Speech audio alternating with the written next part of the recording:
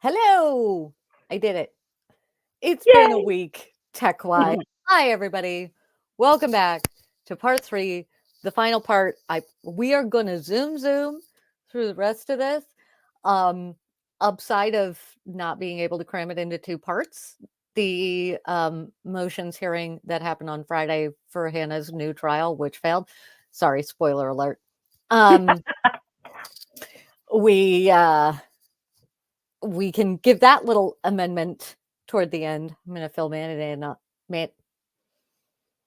Mercury goes into the microwave on Monday. Yes. And so that means that Words and I have a harder time than usual.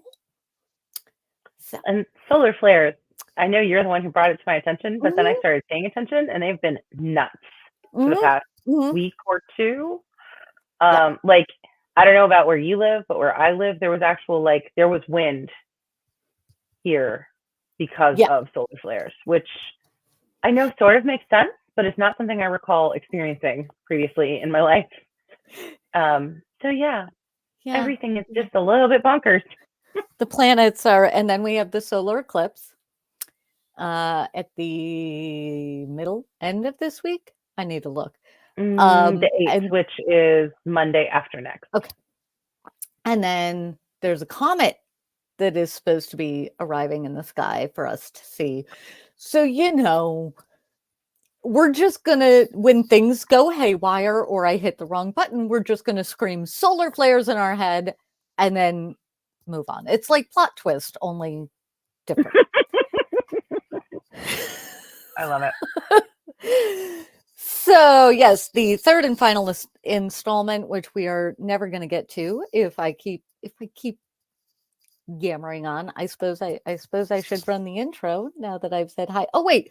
We haven't told anybody who we are, and we have a lot of new folks coming in, and I don't know if you're finding us. I don't know which video you're finding us on. So Mandy, how do we know each other? Why are we doing this? What's our thing? We should let people know who we are. I suppose we should. Yeah. Well, I'm Aurora. Oh, wait, no, that's wrong. I'm Mandy, and I'm here for the crazy. We love that. I mean, we're crazy would be me, Aurora, here. We share the crazy. Let's not lie. Sometimes it's actually both sides of the coin. Sometimes it sticks to one or the other. It's fun. It's a little roller coaster. It is. It is fun. We balance each other quite nicely, if I do say so myself. So indeed.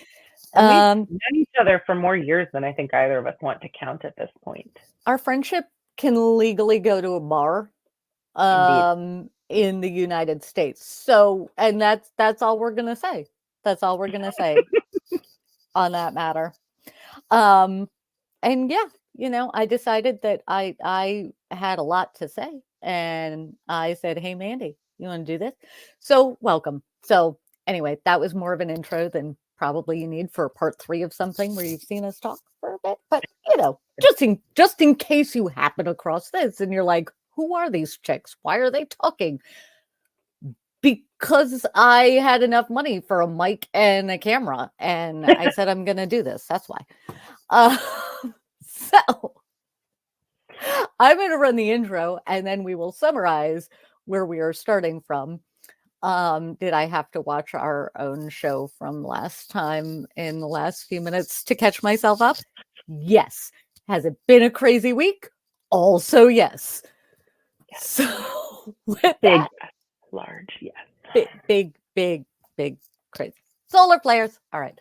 I'm gonna run the intro, and we'll go from there. Hello and welcome to the Unfiltered Tea, a show where we say all the things you wish the newscasters said, unscripted and unfiltered. We talk about news, politics, and entertainment, so pull up your soapbox, pour yourself a cuppa, and let's go. Key words there, unscripted and unfiltered. Yes. So, all of the things. Where did we leave you? We left you on day 7 with the cross-examination of Sarah Zachry, who was the props master, who, threw things away relating to the weapons on set. Well, and fun fact, we have known for a while now that Hannah Guiterrez was props and armor. But I thought it was really intriguing during the, I think, cross-examination that we found out that Sarah was actually Hannah's boss when it came to props, but Hannah was her boss when it came to armor duties. And that definitely does not sound confusing or like anybody's egos might get in the way. So that's fun. That's another fun little layer of what that we have going on here. And I think I have skipped ahead through some of the cross enough to avoid, because, YouTube and video rules and things like that. It was live court and all of that, but we weren't streaming it live, and it wasn't something that just happened in court. I mean, it was, but we're playing catch up. So I think I have avoided the whole "see you next Tuesday" text message exchange. Oh yeah. Yeah. Yeah. I may not have, but I think I have avoided that. Basically, there was about that ego thing and folks getting not communicating well. That's the way to put it. Yeah, Hannah called Sarah a "see you next Tuesday," and and that, I think we are at the point where that is either I'm there and I'm just going to eat all the words that I just said, and I have been fighting to pull up the exact right spot for roughly half an hour, ladies and gentlemen. And whatever is happening, I gave up. I hit a point. We are going to hit play from that point. Is my screen ready to share? No. Do we record this live? Yay. So that you can enjoy these fun-filled moments. You're welcome. Exactly. Internet. So when you have trouble figuring out how to make YouTube work the way that you want it to without playing 57 ads, just know you're not alone. It happens to the best of us, and also to the two of us. What? Speaking of that, one moment, when you hit the wrong button, fun fact, it just starts playing. It just starts playing. All right. Oh, lovely. We got that. Okay, I have that there. Did I? No, not where I wanted. I want it out. There. We want to be there. All right. Let's see how well I did. Words and I are not friends today. I apologize in advance. All right, so we're gonna see what they actually placed the lights above his head intentionally so that it would blind us, or I'm just curious. I feel I can't help it. Every time we see him in this kind of shot, I'm just like, wow, that's a lot of wax that I'm not sure you needed to put on your pate there, buddy. But anyway. Yeah, it seems. I am unaware of how shiny humans can be, and then something like this happens, and I realize you'd think I would know. I have family members with alopecia. Like, I get it. But still, you can't wear a hat in court. But it makes me question every time I've chosen not to put powder on my face and then gone out into the world. I mean, yeah, just a little something. I don't know. Things we think of. All right, Mr. Bowles, where are we? Catch me up. We're still crossing Sarah Zachry. We are there. Let's see. The prop truck. When police came to retrieve the weapons, I don't remember it being in the truck. Did you go in the prop truck during the search? After police left, yes. Did you see the prop cart inside of it? I don't remember.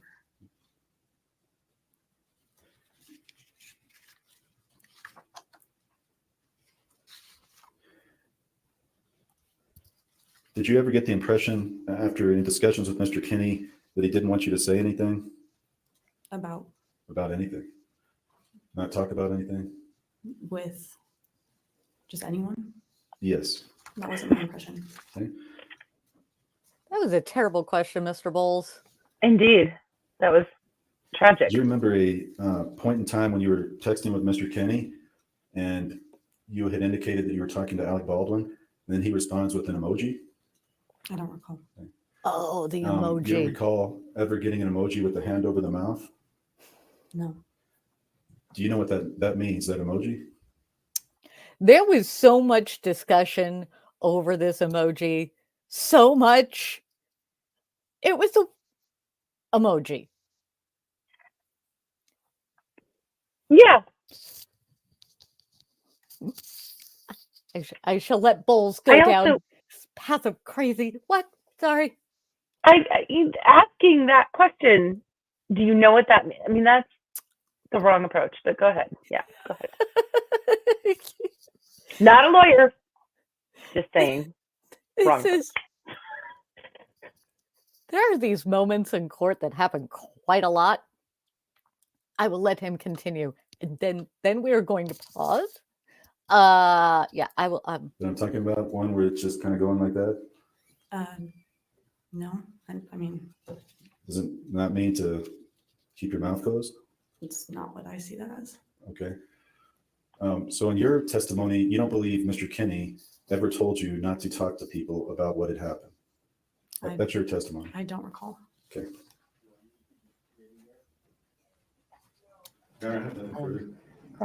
Redirect, thank you. And I will let Carrie have a few moments of redirect. Wow. Zachry, I've got a few follow-up questions for you. Do you recall the specific language of your cooperation agreement with the state of New Mexico in terms of the requirement that you testify truthfully? Yes. Do you recall the specific language? Oh, no. Would it refresh your memory if I showed it to you? Sure. Why is none of this printed? I know EDB screamed that a lot during this, but why is everybody just waving their computers around in court? I have so many questions. I know. And it doesn't matter that I've seen it like 3-5 times now. Are you going to tell the rest of us what it says? Like the jury? Are you required to give truthful testimony? Yes. What happens to your agreement with me if you don't give truthful testimony? I hate this and I love this all at once. I'm not bound by the testimony or that cooperation agreement anymore. Right. If you don't give truthful testimony, I can prosecute you if I want to, right? Correct. How would you prove that it wasn't truthful testimony without prosecuting her? And there's I'm asking for a friend.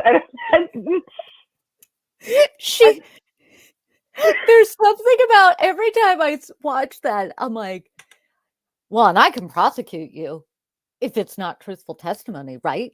Like, it's so no offense, but that is the sound of a mom who is about ready to go back on something like that is negotiating with a teen. Like that is that sound. Yes. That is 100% correct. That is yeah. You remember I told you I'd take away your phone if you didn't do the dishes. Yes. Yeah. So I mean, fair, but also like you did. I don't think that helped her as much as she seemed to think it would have. I'm not. I mean, I'm assuming that she's trying to say that, like, the only way that helps the prosecution is if you're trying to use that to illustrate that the testimony is truthful, which doesn't work. That math doesn't math in my head.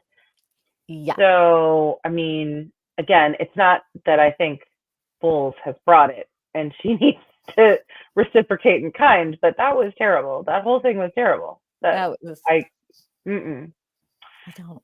No, I'm not going to continue because I think we go over the text messages again where it was clear that Sarah wanted Hannah fired. it seemed to be more around the see you next Tuesday text messages and overall back and forthing. But I also don't want to risk it because, Yeah. you know. Yeah. Did we get context around the see you next Tuesday, or was it just that word was used? It was, there was the overall context based on lots of different testimony that I can sort of gather is that Hannah didn't feel she had enough time to do her armorer duties.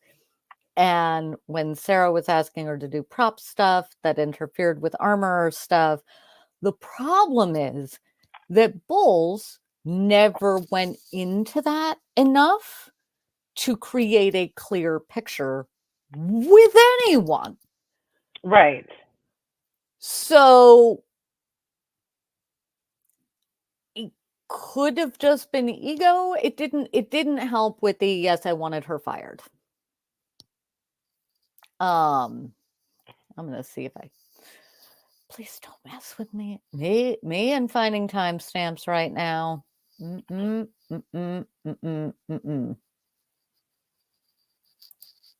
Bear with me, ladies and gentlemen. Okay. I can hear this. You guys can't. I think I have that. Do do do do do do. I'm coming up blank on something to fill this time. Yeah. How about that local sports team? I don't watch sports, but you all can discuss amongst yourselves. Yeah. Oh, for heaven's sakes. I did the thing. Do the thing again? I don't know. What's it mean? We're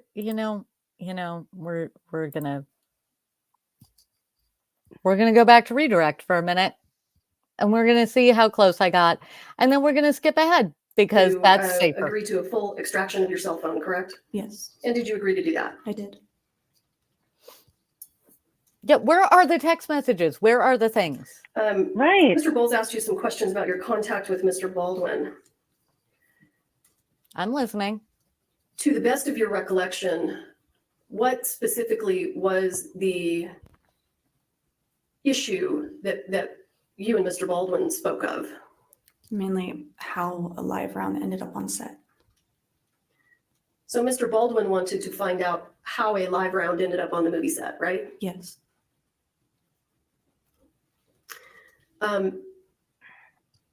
Did you also? I did want to know, yes.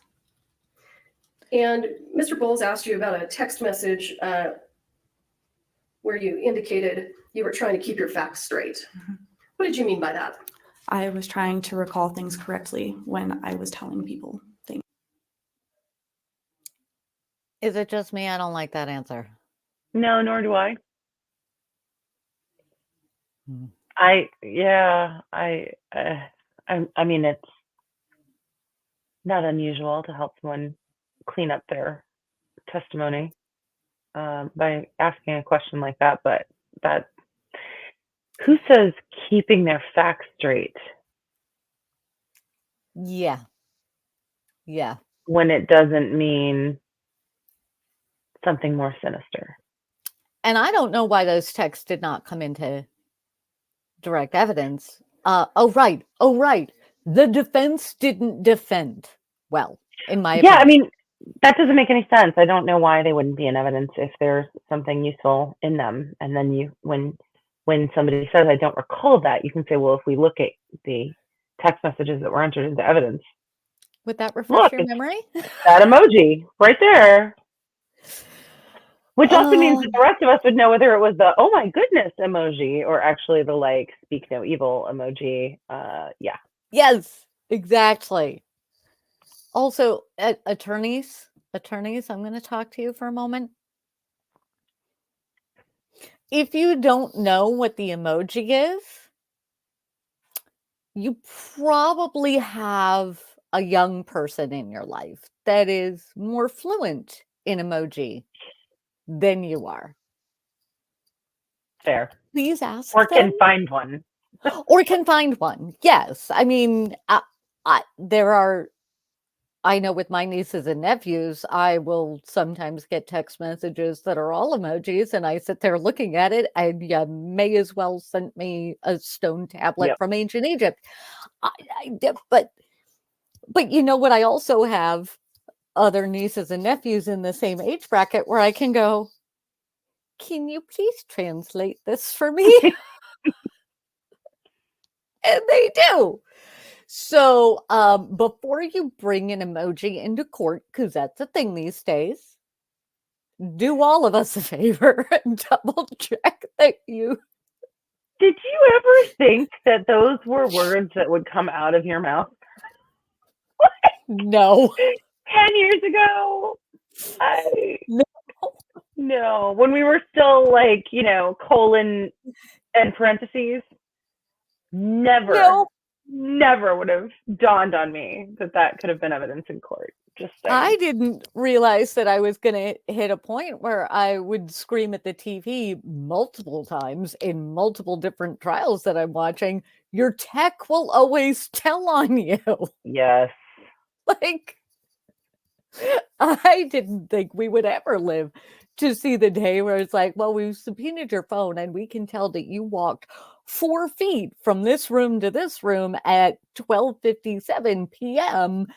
and didn't go back to this other room until 1:02 a.m. And what were you doing for those minutes? We would like to know, because some stuff went down 3 feet from you and you seem to know nothing. I have older generation lawyers in my life, older than me, if you can imagine such a thing, who are horrified when they realize that, like, I don't know about you, but I get into my car, I plug in my phone, and it asks me if I want to go to home or to work. Mm-hmm. Or maybe if I've been going to particular theaters a lot lately, it'll be like, oh, are you going to the theater? Is that where you go? First of all, I don't trust my technology. It's listening to me right now. It knows everything I do, probably better than I do. I wear an Apple Watch, so my heart rate, when I breathe, it knows things. It's terrifying. Luckily, I live a boring enough life that does not scare me. But the lawyers that I grew up with often are like, why does it know that? Well, because you're there in that place a lot. And it figures out, like for me, you drive to this place at approximately 9 a.m. Monday through Friday, and then you leave that place at approximately 5 p.m. Monday through Friday. I must call that work. Mm-hmm. I know a lot of people don't work those hours, but you get what I'm saying. But even it figures out, like, if you go to, when I was a barista, my phone figured out that when I left the house, 9 times out of 10, I was going to work. So it just assumed that the coffee shop I worked at was work. I do find it amusing that it still wants to give me directions to those places, though. That's my favorite. That it's like maps. It's like, it's 12 minutes away. Would you like me to show you how to get there? And I'm like, I do this every day. I'm good. Thanks. Anyway, sorry. Long sidebar, but at some point when we're not trying to zoom, I'm going to tell the story of the reason that I leave Siri off on my phone. And because of the arguments that we've had, but the very first one, which was over directions, still amuses me to this day. What we are going to do right now, though, is I'm going to swoop, and I think we've gotten what we need to get out of Sarah Zachry's overall testimony, and excellent. I don't want to run the risk of the see you next Tuesday. So yeah, she testified. It was a good witness. We are going to jump Joel Souza, who was the one who was injured. We are going to jump to his testimony. It is going to take me a moment. I am going to swoopity doop, and then I am going to let you know, Miss Mandy, that it's going to take me a minute to find his testimony, and we will start there. So swooping. Okay.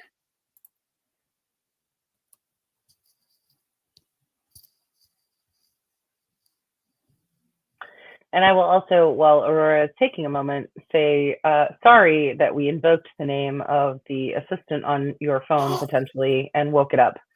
This is another thing I never thought I would have to worry about.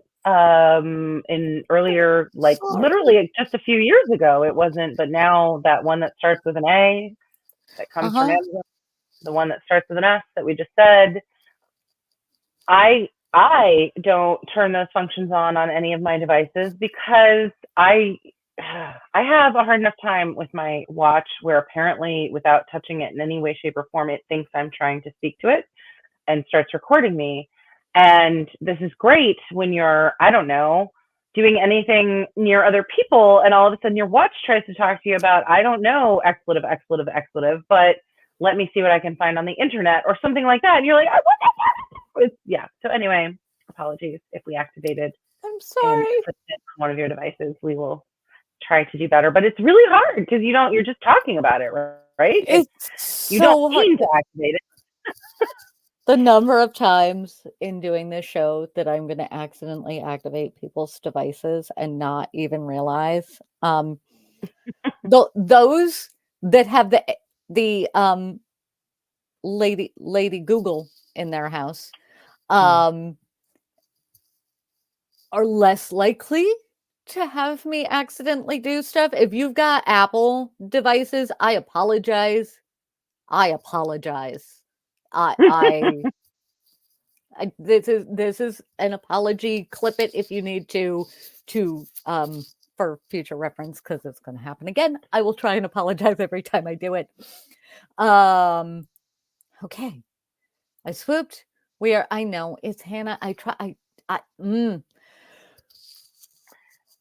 Oh, we are gonna get to Joel Souza at this point. I am gonna let everything just sort of start from the beginning. I know some folks had a rough time with him and talking about the movie and feeling like it was very salesy. That's kind of what you have to do if you're a creator in Hollywood. I mean, if you're a creator in general, that's kind of how it's going to come across no matter what. Not always, but it didn't feel disingenuous to me. It felt impassioned to me, but that's me. And I'm jumping way ahead. So why don't I stop talking for a moment and we'll swear him in and let's go. Okay. Did I hit the... Sir, what do you do for a living? I am a screenwriter and a director. I want you to move that microphone a little closer. Sure. Thank you. How long have you been a screenwriter and a director? Oh gosh, I've been a working screenwriter and director for. I wrote before I directed, so 20 years on the writing. Gosh, let me date myself here. 15 years directing. Yeah. Okay, thank you. Yeah. How did you become involved in the movie Rust? I had made a movie called Crown Vic that came out, I think, in 2018 or 2019. And there was a time when the actor Alec Baldwin was going to be starring in that movie. And as happens with independent movies, you sort of get ready to go, your financing falls apart, you push the boulder uphill again, your financing falls apart, you rinse and repeat endlessly, sometimes it seems like. But the schedule sort of ran out on us and he wasn't able to star in it. He stayed on as a producer.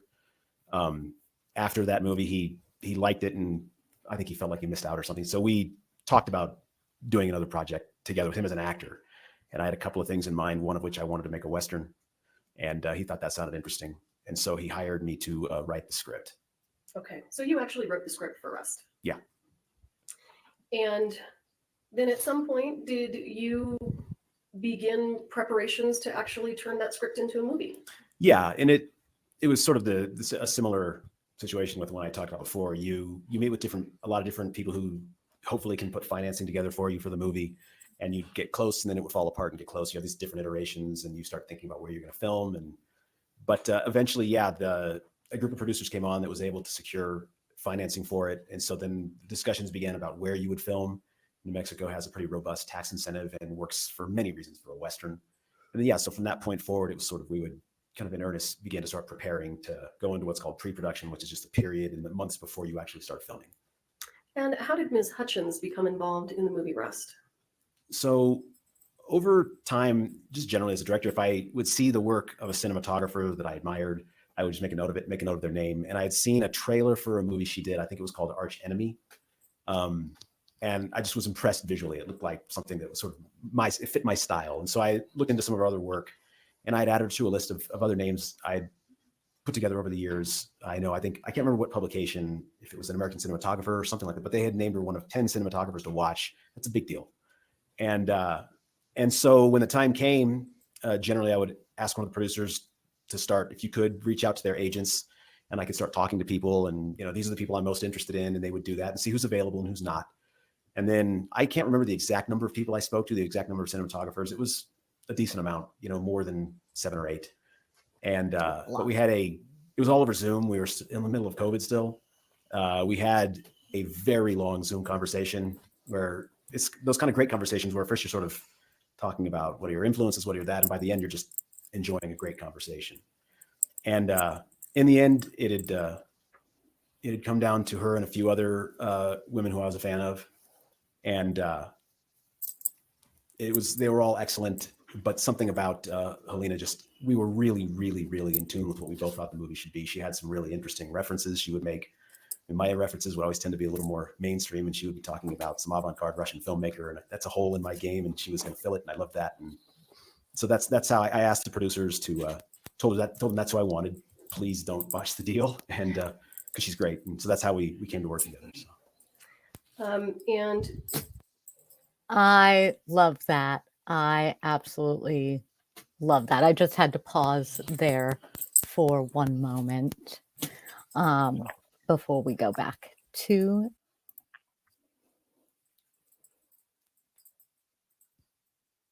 No, I said play. I said play. During the time that you knew Ms. Hutchins, did you get to know anything about her background? Yeah.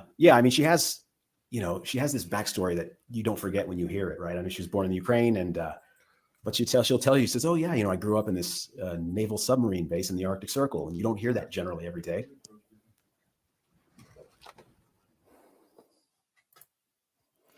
Okay, we're gonna zoom. I'm gonna try to.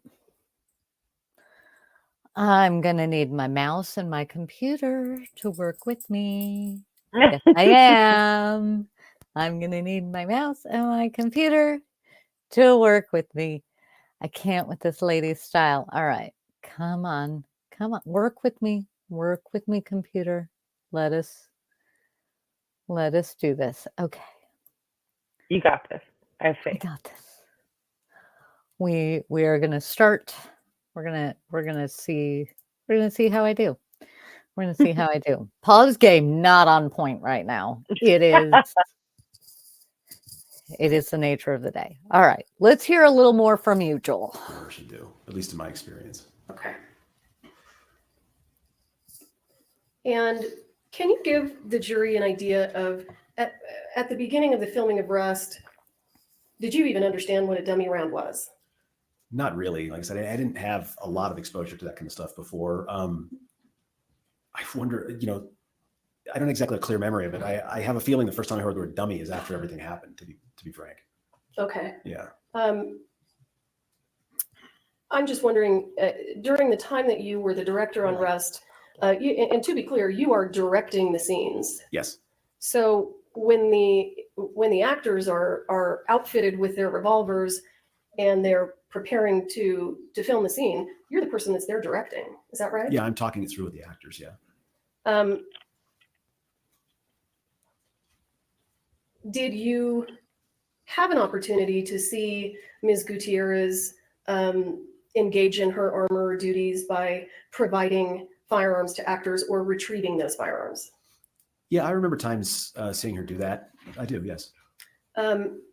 Was there ever a time, well, let me ask you this. When we talk about how the armor and the assistant director are you familiar with the way that the armor and the assistant director are supposed to do a safety check of guns? Yeah, pretty much. Yeah, I have a pretty good understanding of it. Okay. And what is your understanding of whether or not the armorer should load the gun in the presence of the assistant director? Ooh, to be honest, that I don't really know. Okay. I'm not sure if it's supposed to come to that moment loaded or if they're supposed to do it in that exact moment. That I'm not certain. Let me ask you this. Here's the correct So- answer. In the not that presence of familiar. other people. So not that familiar. To go back to your earlier answer. Yeah, no, I know what they're supposed to do. Oh no, I have no earthly idea what they're supposed to do. No. Uh-huh. Uh-huh. But yes, Which in is- the presence of other people, in the presence of the person to whom you will be handing it off, at the very least. As a general rule, it's good. It's good to just be kind and transparent. That's a good general rule. Cause yeah. I'm sorry, Carrie. My game, my pause game. I apologize. I Did apologize. you ever see Ms. Sorry. Gutierrez load a gun with dummy rounds in the presence of the actor or the assistant director? I mean, gosh, nothing that really sticks out to me. I remember times when she So would no. call out what was in it, but I don't remember really seeing her specifically putting things in. Okay. Do you ever recall any safety checks where you saw Ms. Gutierrez shake rounds before loading them into the gun? I never saw anyone shake around, no. Thank you. That's it. That was What her is your job. understanding of the overall,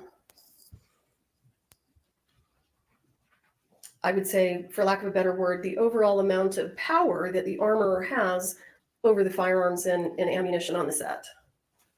Well, I would say that specifically since Objection? it's such a safety matter and it's such a specialized matter, that there's really no one on set that should be able to override the armor in terms of the weapons, the ammunition, how they're handled, anything. We have a What the correct armor says answer. goes. And would that include the star actor and producer, Mr. Baldwin? It would include anybody, yeah. Okay. We know. I'm sorry, Carrie. I will stop there. Better.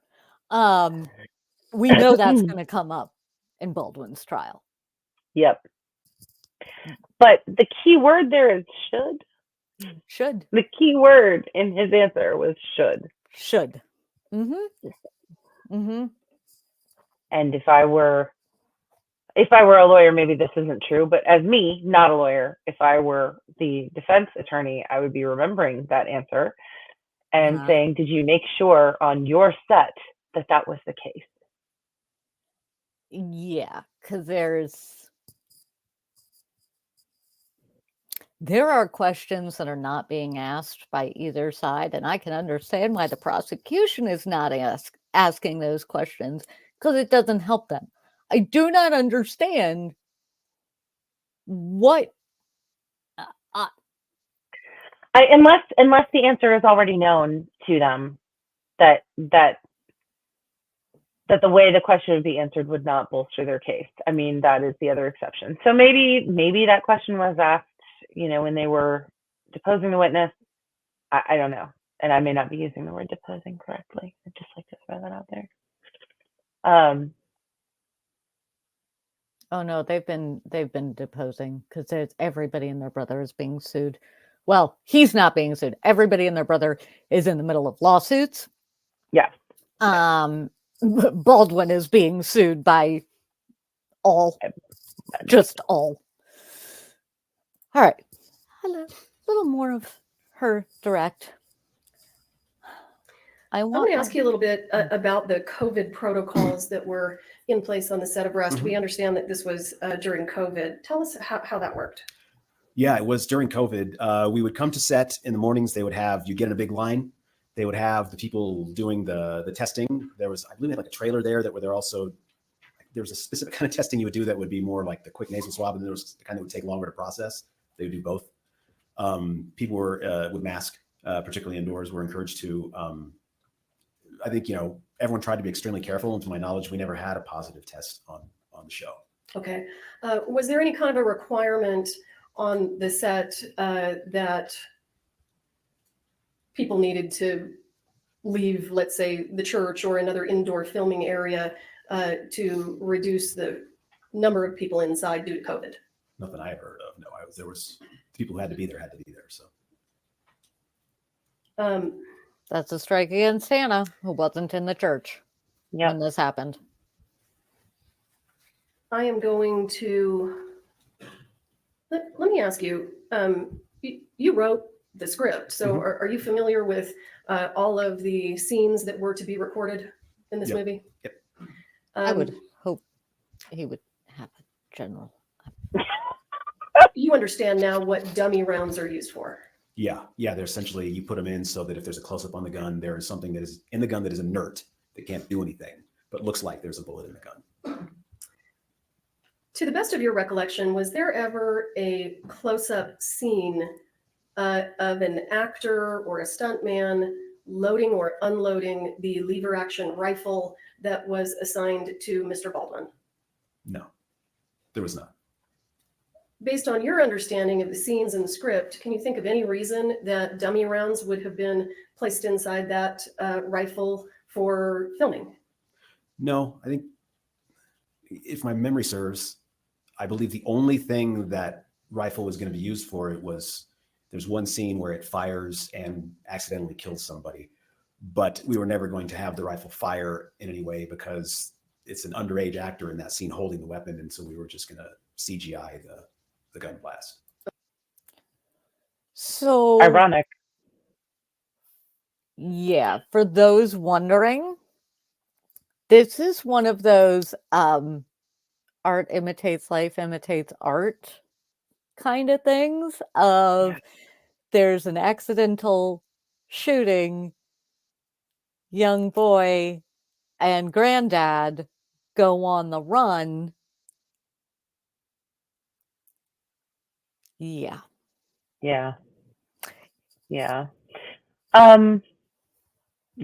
I'm just getting angrier and angrier at the defense team the more that we watch. I know we haven't seen a cross yet on this witness. I will. Yeah, and it's tough because, of course, this man survived the incident, and had some hardware land in his shoulder. After all of that, I'm going to actually zoom because he's lovely. He's absolutely a lovely witness. The point of this is, we've gotten to the point of this as far as the prosecution, which is concerned.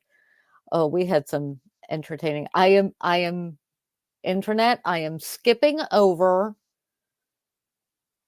our lovely young horseman and the poor hotel worker who had a little fling with Ms. Gutierrez because the prosecution apparently brought them in. Well, brought the hotel employee in.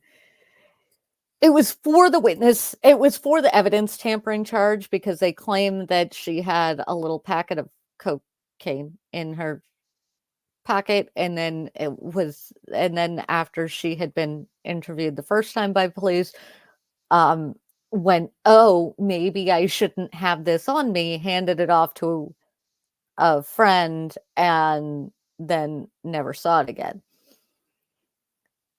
Somewhere in all of that, the prosecution brought in this young man who worked at the hotel that Hannah was staying at. They seemingly had a bit of a fling, and mostly it just made the courtroom feel uncomfortable because it was, he was there to say that she'd said some stuff right afterwards, mostly that she was afraid of her career and wasn't really worried, although then we find out later that most of that was happening before she actually knew what had happened to Helena Hutchins. So, and then we brought in one of the horse wranglers who was adorable. A baby, as far as I'm concerned, but adorable. But he was there for no real purpose other than more trying to explain how things are supposed to operate on a film set. It was an odd choice, so we're going to skip over. So wait, with the witness we just watched, did anybody ever point out that that they might delegate the responsibility for managing COVID protocols? Because in my experience, well, no. not my experience. What I've heard and what I imagine happens on film sets, the director does not always take charge of every little detail and often Correct. delegates certain responsibilities. And that question about COVID protocols keeping people out of the church is quite damaging to what I understand to be the narrative that Hannah Guiterrez has put together, or her team. So yeah, I would have spent some time on, can you be certain that no one else assumed responsibility for those protocols or claimed responsibility for those protocols, something along those lines to establish. And I'm assuming that Bowles did not. I have jumped to a point in Bowles' cross-examination. Oh, okay. I truly, internet, I apologize. My timestamps are A, all squidgy, and B, the mouse is still not cooperating with me. So we're playing a guessing game with where I've landed on these things. Is this okay to do with YouTube clips? Yes. Is this okay to do on a set with varying levels of blanks and dummy rounds? No. So this is where you can. I don't think we're taking lives by. I don't think there's a risk of taking lives by where we start the YouTube clips. Let's just. Stakes are a little different. So I apologize. The tie. I apologize. I pulled it up and realized that it was your head, and I'm sorry. It's lovely. I have questions about that tie, though. Okay. Aurora, shush. Let Bowles do some cross-examination. Bad cross. Let Firearms was on Crown Vic. Is that correct? Yeah, more or less. Yeah. Okay, and that was a movie you directed. I directed and wrote Crown Vic. Yeah. And you wrote that. Okay. Yeah. And that, I think you said, had a couple scenes involving firearms. Is that right? Well, in where guns were fired, there wasn't. Yeah, there were a few. Yeah. So you had an armorer on that set. Was that armorer full time? He was there for the days that the guns were going to be used or fired. Yeah. Is that the only occasion you've ever worked on a set with an armorer? Yeah. Okay. So is it fair to say your experience with working with armorers was fairly limited? Up to that point, yeah. Okay. So are you familiar with the SAG safety rules where if the armorer or prop master are not present, a responsibility falls on the AD? I don't think I ever really reviewed the SAG rules. I don't think I would have been aware of what the procedure would have been if the armor wasn't there. I think my assumption was always that the armor was supposed to be there. Okay, and you made an assumption, but if there's a SAG rule that indicates that responsibility then falls on the AD, are you aware of that? That's not a rule that I'm aware of, no. Okay, so you have not reviewed the SAG rules with respect to armors in general, or firearm safety in general? No, I'm not a SAG member, so. I'm also going to pause here and say that I do not believe that armors fall under SAG-AFTRA. I believe armors fall under a different version of IATSE. It might actually be IATSE. I'm not sure. And either way, I do believe it's a different union. So I personally hate these questions. One, because sir didn't do your homework. And two, didn't do your homework. Yeah. And that affects not you, but your client. So I'm salty. Okay, I just check that. You would have been better positioned to say union rules, applicable union rules, rather than name a union, because that becomes a much easier to diffuse line of questioning for when you name a specific union. Anyway. Yes. Okay. Okay. But no, I haven't. No. Okay. So if in the church at that time, Ms. Guiterrez Reed was not present, and you don't remember? I don't. Okay. But Mr. Halls was. He was the first assistant director, correct? He was the first assistant director, yes. Now, you don't remember, I think you said, seeing who handed Mr. Baldwin the firearm. That's correct. And I think you said, sir, you don't remember Mr. Baldwin even having the revolver. You didn't see it. I mean, he had to have had it. But I know he had it before lunch. Yeah. I know he had to have had it for obvious reasons, but I didn't see him holding it in that. It never got to that. Okay. So before lunch. I have questions. The correct, where Bowles needs to follow up here is they weren't prepping to actually film.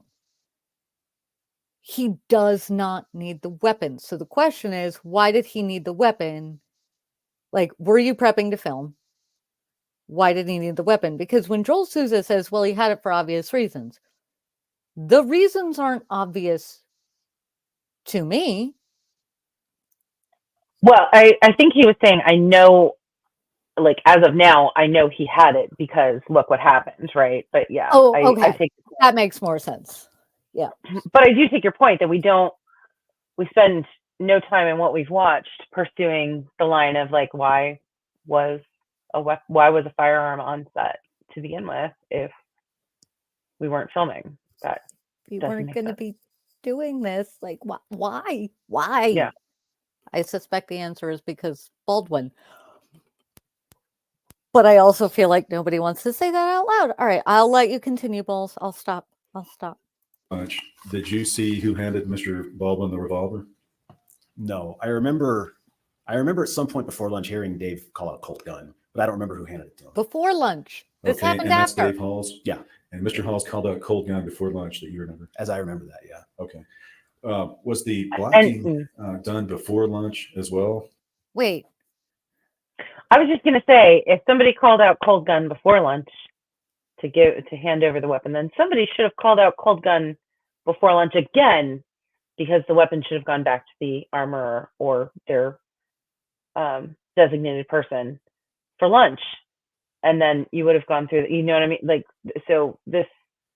Why did we not? We can call into question the whether proper protocol was being followed, but we can also call into question this witness's attention to the details of when weapons were being brought onto and off of set.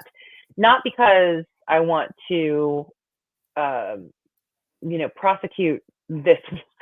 I don't want Joel Souza to get prosecuted for management of the firearm, but that probably wasn't his sole focus. I'm sure now we all wish it had been everybody's sole focus, given what happened.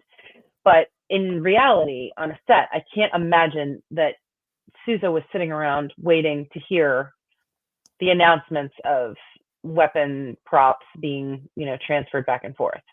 So yeah. By saying, like, that shouldn't have been the only time you heard that, do you recall hearing it again? Then you can kind of establish, so you weren't necessarily paying close attention to the movement of the weapon back and forth, right? Which then kind of negates a good portion of the testimony that could already be seen as damning to Hannah Guiterrez. Right. Again, not a lawyer, just how I would view it if I were, for some reason, thrown into a courtroom and forced to defend Hannah Guiterrez. Yes, I will give him. Yeah, we don't get. Brain hit play. Let your brain catch up. Well, I mean, there's a lot going on in that scene. We had sort of gotten to a certain point in it. What was coming next, we had not practiced before. What was coming next was essentially just picking up where we left off. But that was what's called an insert. It was an insert shot. Okay, sir. And this insert shot, this was going to be after lunch. This was our first shot up after lunch. Okay. And was this an insert shot of an extreme close-up on the hand as it's pulling from the holster? Yeah, it was what I had in mind was, and I talked about it a little bit before, but you have the hand kind of coming out like this, pulling it. Yeah. And when you just demonstrated that, you had your hand coming across and pulling in front of you? Correct. Okay. Because that's where his thing was up here, so it would have naturally been going that way. And do you know whether from the script, whether that firearm was supposed to be pointed towards the camera?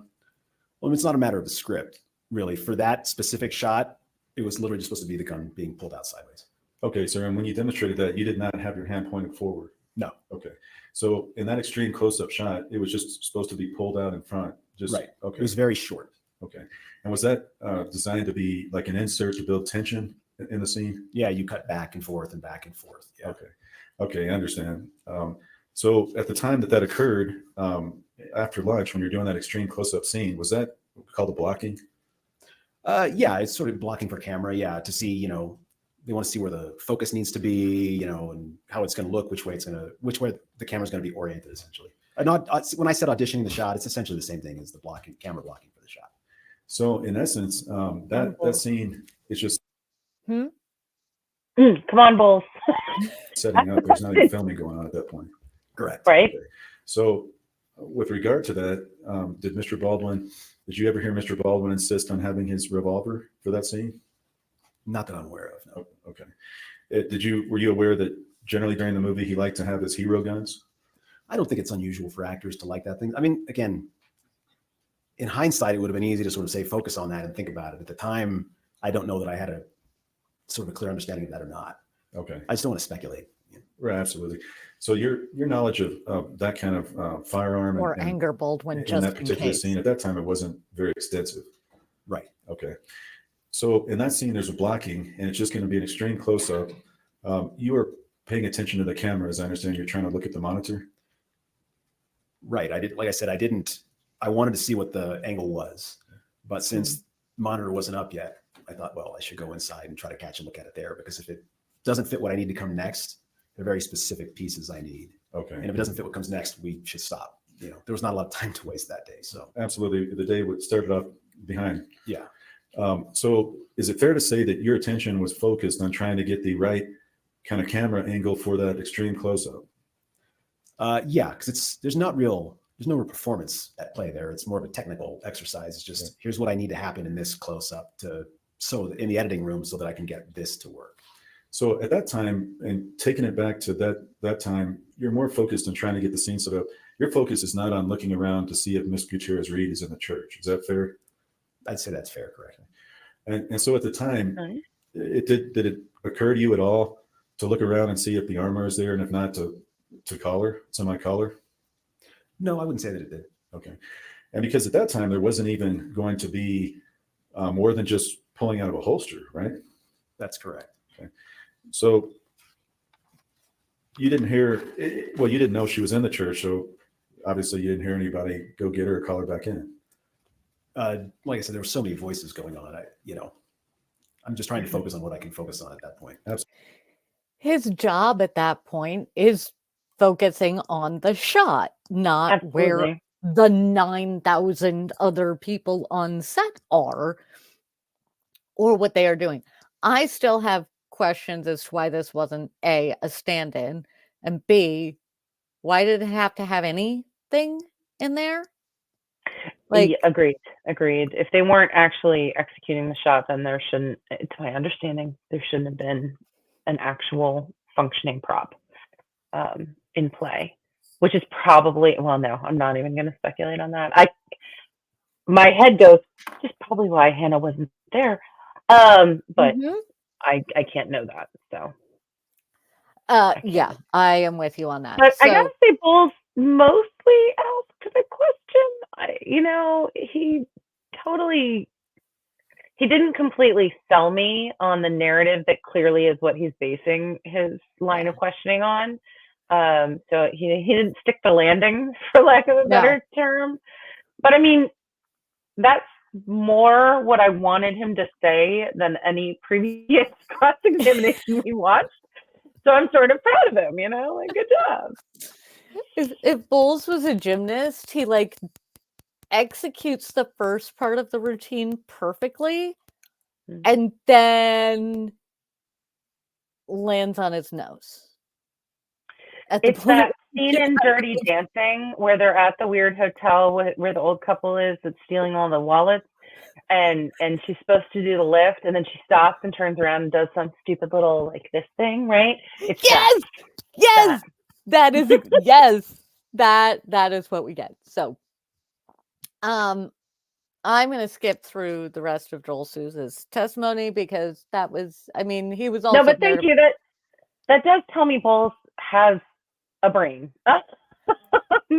And I really don't mean to besmirch anybody involved in this trial. I don't get up every day and go stand in front of a jury and try to prove a case that, caused loss of life and injury and stuff like that. So you guys are already killing it way more than I am. God, that was a terrible way to say that, but you know what I mean.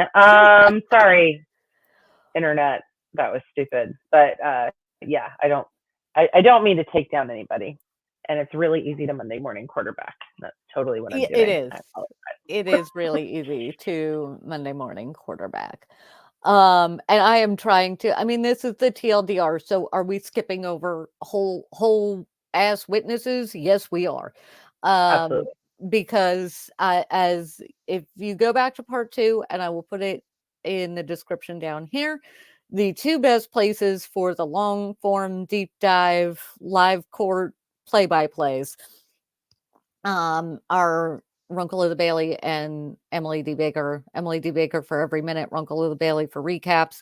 But they did a fantastic job. I watched both, which is why I say this is like my third time watching this, and I'm still picking up some stuff. So we're skipping over a few. I'm also going to skip over the EMT, who was lovely. I thought testifying was going to break this poor woman's soul even more than when your job as a medic for a Hollywood film set is effectively to hand out sunscreen, bug spray, and Band-Aids. And then you have to deal with a live round ending up in that. Not surprisingly, she has left the film industry. She's just her testimony was truly heartbreaking, and the cross-examination was horrendous. Oh no. Well, all I can think of is the times you and I have been in situations where nothing, thankfully, quite this bad has happened, but it is as disconcerting handling the reactions of the rest of the people on the scene of whatever is going on as it is trying to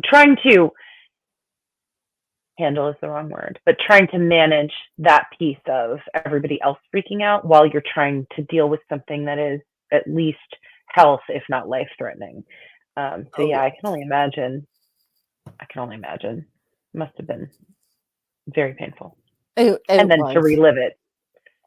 And so many times, because she's amongst those who are suing Baldwin. I mean, there's a lot of lawsuits happening at the moment, as there would be. So we're going to hop ahead to the end of day 7 with script supervisor Mamie Mitchell. I'm gonna swoop. Look at me remembering to swoop before I get too deep.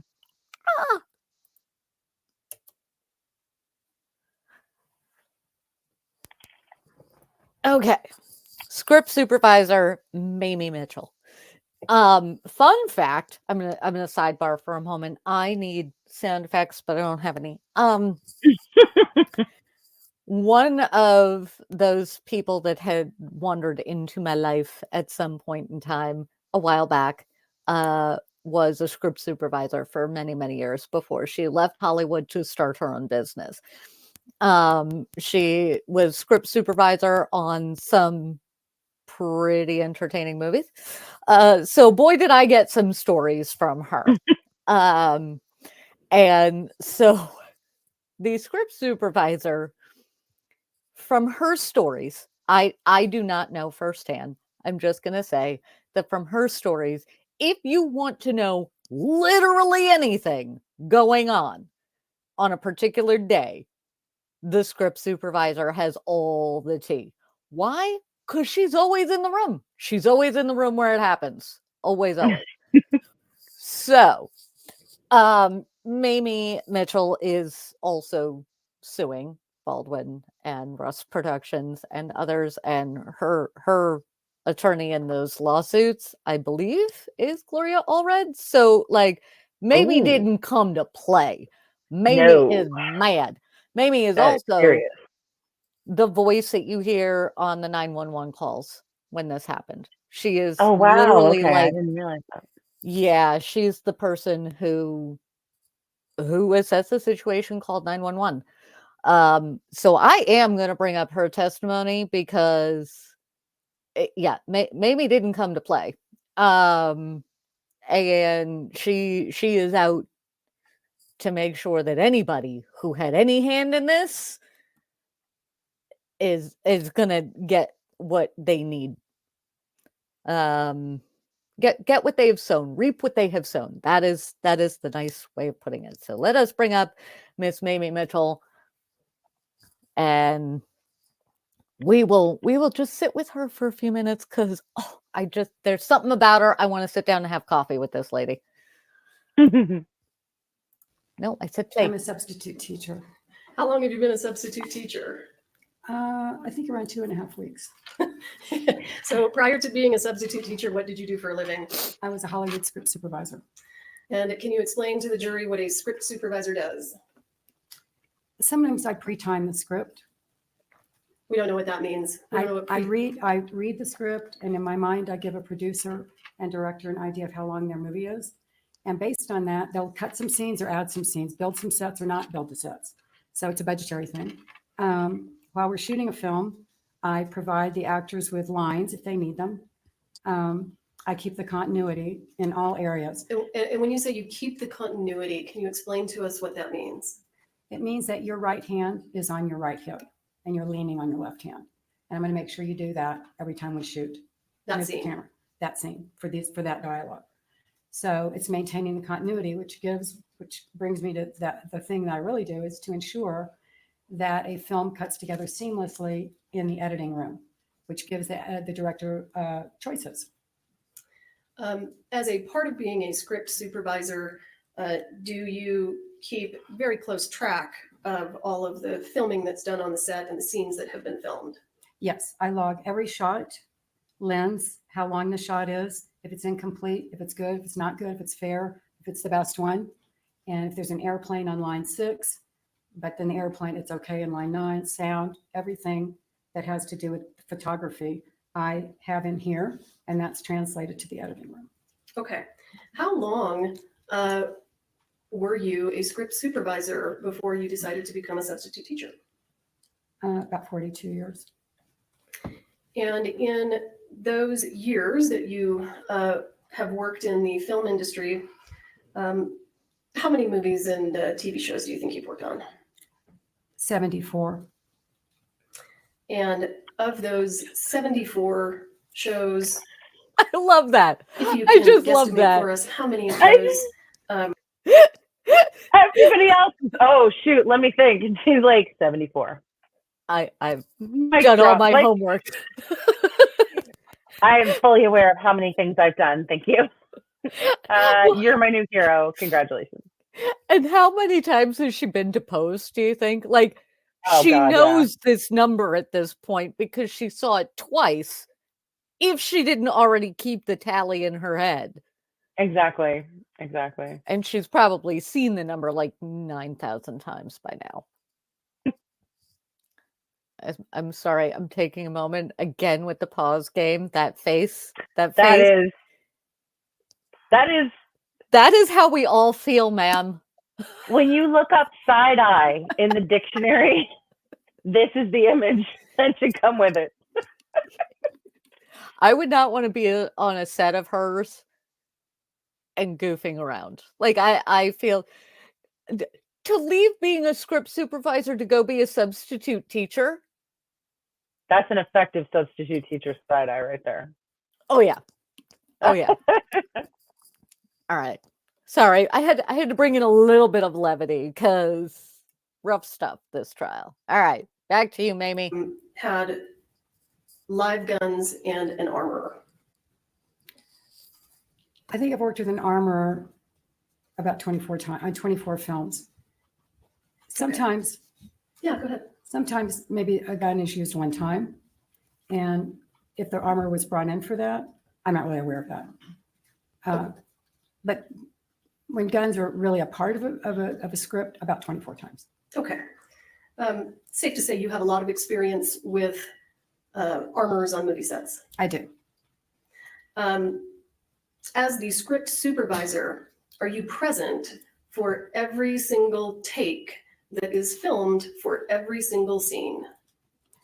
Unless it's a second unit, and I have a second unit script supervisor, but for every first unit shot, I'm there for every take. On the set of Rust, were you there for every take? Yes. Okay.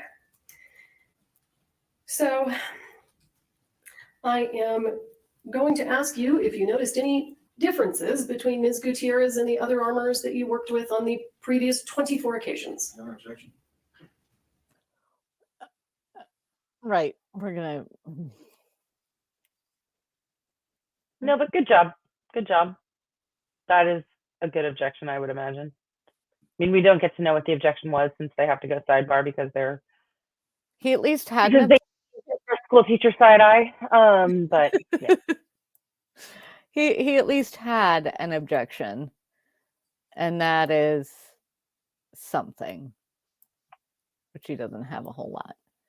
And we may be jumping ahead a little bit farther than I intended. Again, Sorry, folks. I'm gonna try and fix something, but I may have to go off camera for a second. It's like bad tech day. it is all bad over. tech day. And I'm looking at the time, realizing we have to zoom. So I'm going to jump ahead a little bit with Miss Mamie. Because you know what? We're going to have to zoom on this one. I'm going to jump ahead because we have some insanity that we absolutely have to cover before we wrap up on this. And we both, have lives and time and stuff like that. So bear with me while I'm jumping ahead. I know there's a lot of really helpful information in direct. I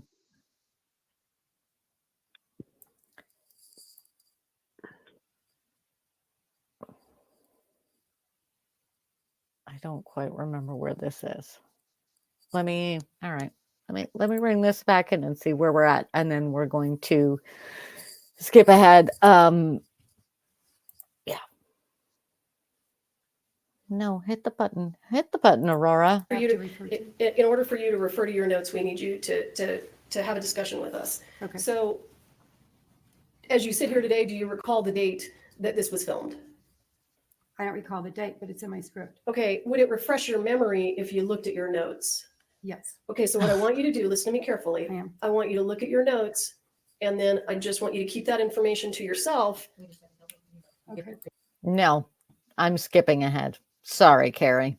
This is that pause. That was another good pause, because the way that she was clearly looking at the judge, like, are we?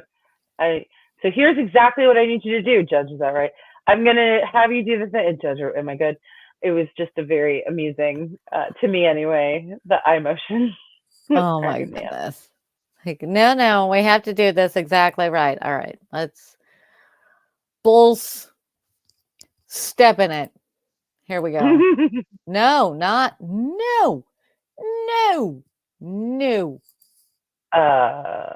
is Aurora's substitute teacher voice, and I feel sorry for YouTube. Okay. I hit a button, and it's been what's happening to me all day. I'm trying to find a better spot. I hit a button, and it went all the way back to the beginning of the day. Fun. On a scene. Okay, in or around it, when firearms are being used, she had to be in or around that scene? All armors have to be present when a firearm is being used. Correct. Okay, and that wasn't my question. My question was, did you know on this movie set that the armor sometimes had to be in or near the scene when firearms were being used? Yes. Okay. So on those times, it would be impossible for the armor to be at her cart too, right? We're with you, Mamie. We feel you. Well, I've never heard of that before. Well, kind of hard to be in two places at one time, isn't it? That's kind of the point. Now, did you know whether this cart was shared with props and armory men? I think it was. So when you saw the messy, you described it, your kitchen drawer where you put everything. Do you know if the props people were coming and putting their stuff on it too? I think they were. Okay. And so do you know who might have caused the things to be in different places? Was it props, or you don't know who was doing that? Do you? I do. Who? They were all doing it. Okay. So did you see him? Yes. You saw Sarah, Zachry putting stuff on it? 3 women at a cart. Sometimes. Okay. Now, with regard to the cart was a hot mess. The discharge that you said you heard, you remember that? Which one? Well, you described when you were walking. I think you said you heard a sound, a shot. Is that right? A misfire. Yes. Okay. 2 of them. Okay. Did you find out about that well after? or were you actually there? I was there. It almost blew my ears out. Okay. Now, do you know whether any of that was special effects? It was not special effects. Did you report that to anybody? Everyone, I didn't have to report it. Everybody knew it. Okay. Everybody in production? I don't know about production. Everyone on the set heard it. Okay. Do you know if Dave Halls heard it? Dave Halls was there. Okay. So he would have known, so you wouldn't have had to tell him, right? Yeah, I'm with Questions you. up, Everyone sir. who was at that set, on that set, and there were a lot of people, heard the gun go off accidentally, twice. Okay. Different topic. In the script, do you remember whether it required a draw in the scene on October 21st, 2021, after lunch? Did that scene require a draw from the holster? For the actor, for Mr. Baldwin to draw from his holster? It did. Okay. Do you remember if that required him to point the weapon? That's not the shot that we discussed before lunch. Okay. So was that in the script or not? No. I have nothing further on. I don't know why we keep focusing on this. Thank you. You're excused.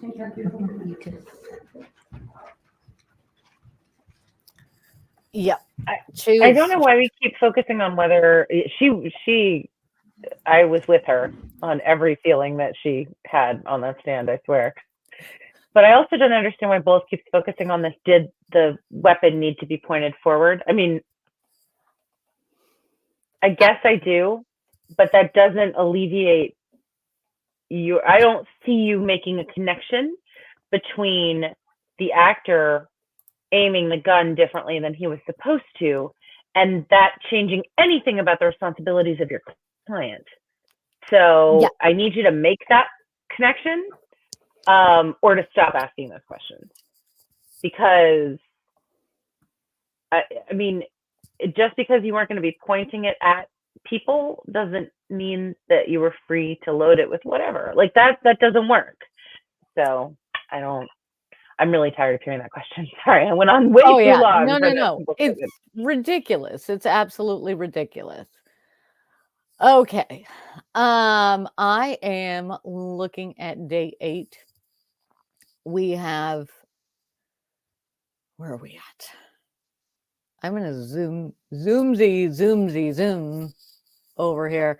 So they brought in, I'm going to, I apologize, ladies and gentlemen. I hear your brain trying to something. Okay. I'm going to skip over. I'm trying to get to the highlight reel at this point. That's what we're trying to do. We're trying to get to the stuff we absolutely need to cover that you needed to know from this whole thing. And we're zooming, but not as quickly as I would like. Why? We're all screaming solar flares. It did the thing again, guys. Did you see the moment when it happened? I did. It did the thing again. And my camera's forgotten. Yeah, your camera's like, I don't know what I'm looking at. The camera's like, wait. There you what? are. Yay, you're back. Hi, I'm back. Am I going to remember to swoop before we move on to Seth Kenny? We're going to skip over craft services lady, who is the one who received the supposed booger sugar. And yeah, she was there for reasons. We know the outcome. Well, I mean, you're trying to establish, same thing with whoever the person that Guiterrez was supposedly having an affair with, like you're trying to establish, I assume, probably from watching too many courtroom dramas, that you're trying to establish that, you know, Hannah's irresponsible, right? Right. That poor judgment with or without the help of illegal drugs. I get that. Mm-hmm. So, but we don't need to hear about it. Maybe she was, maybe she wasn't. Well, and the whole if she was under the influence, I would find it very surprising if she were the only one on the set who was. Let's just leave it at that. Correct. And the one that they brought in to be like, that was definitely cocaine, like had to go into the whole, she's a former addict, therefore she knows exactly what cocaine looks like. And I just, it was a stretch for me watching that. So we're zooming past her because we don't need to go through that. Yeah, we don't. I'm also surprised that was allowed to stand because did you test it? Are you sure? I don't. Your opinion of what the drug was is really not of interest to me. I don't care how knowledgeable you are. Bulls kind of got there, so we will give him that. He kind of got there. Good job, buddy. Kinda. Good job. So with that, I'm gonna swoop, and then we're gonna spend a few minutes with Seth Kenny. We may circle back as we approach Baldwin to Seth Kenny and his police interviews and why I have issues with Bull's defense strategy and all of that. So we let us know in the comments if you want to circle back to Seth Kenny as we approach Baldwin's trial, because I could do a deep dive on that. I have so many questions and I'm mad at Bull. So we're gonna do that. Am I gonna hit all the buttons correctly? No, swoop first. Yes. I said swoop.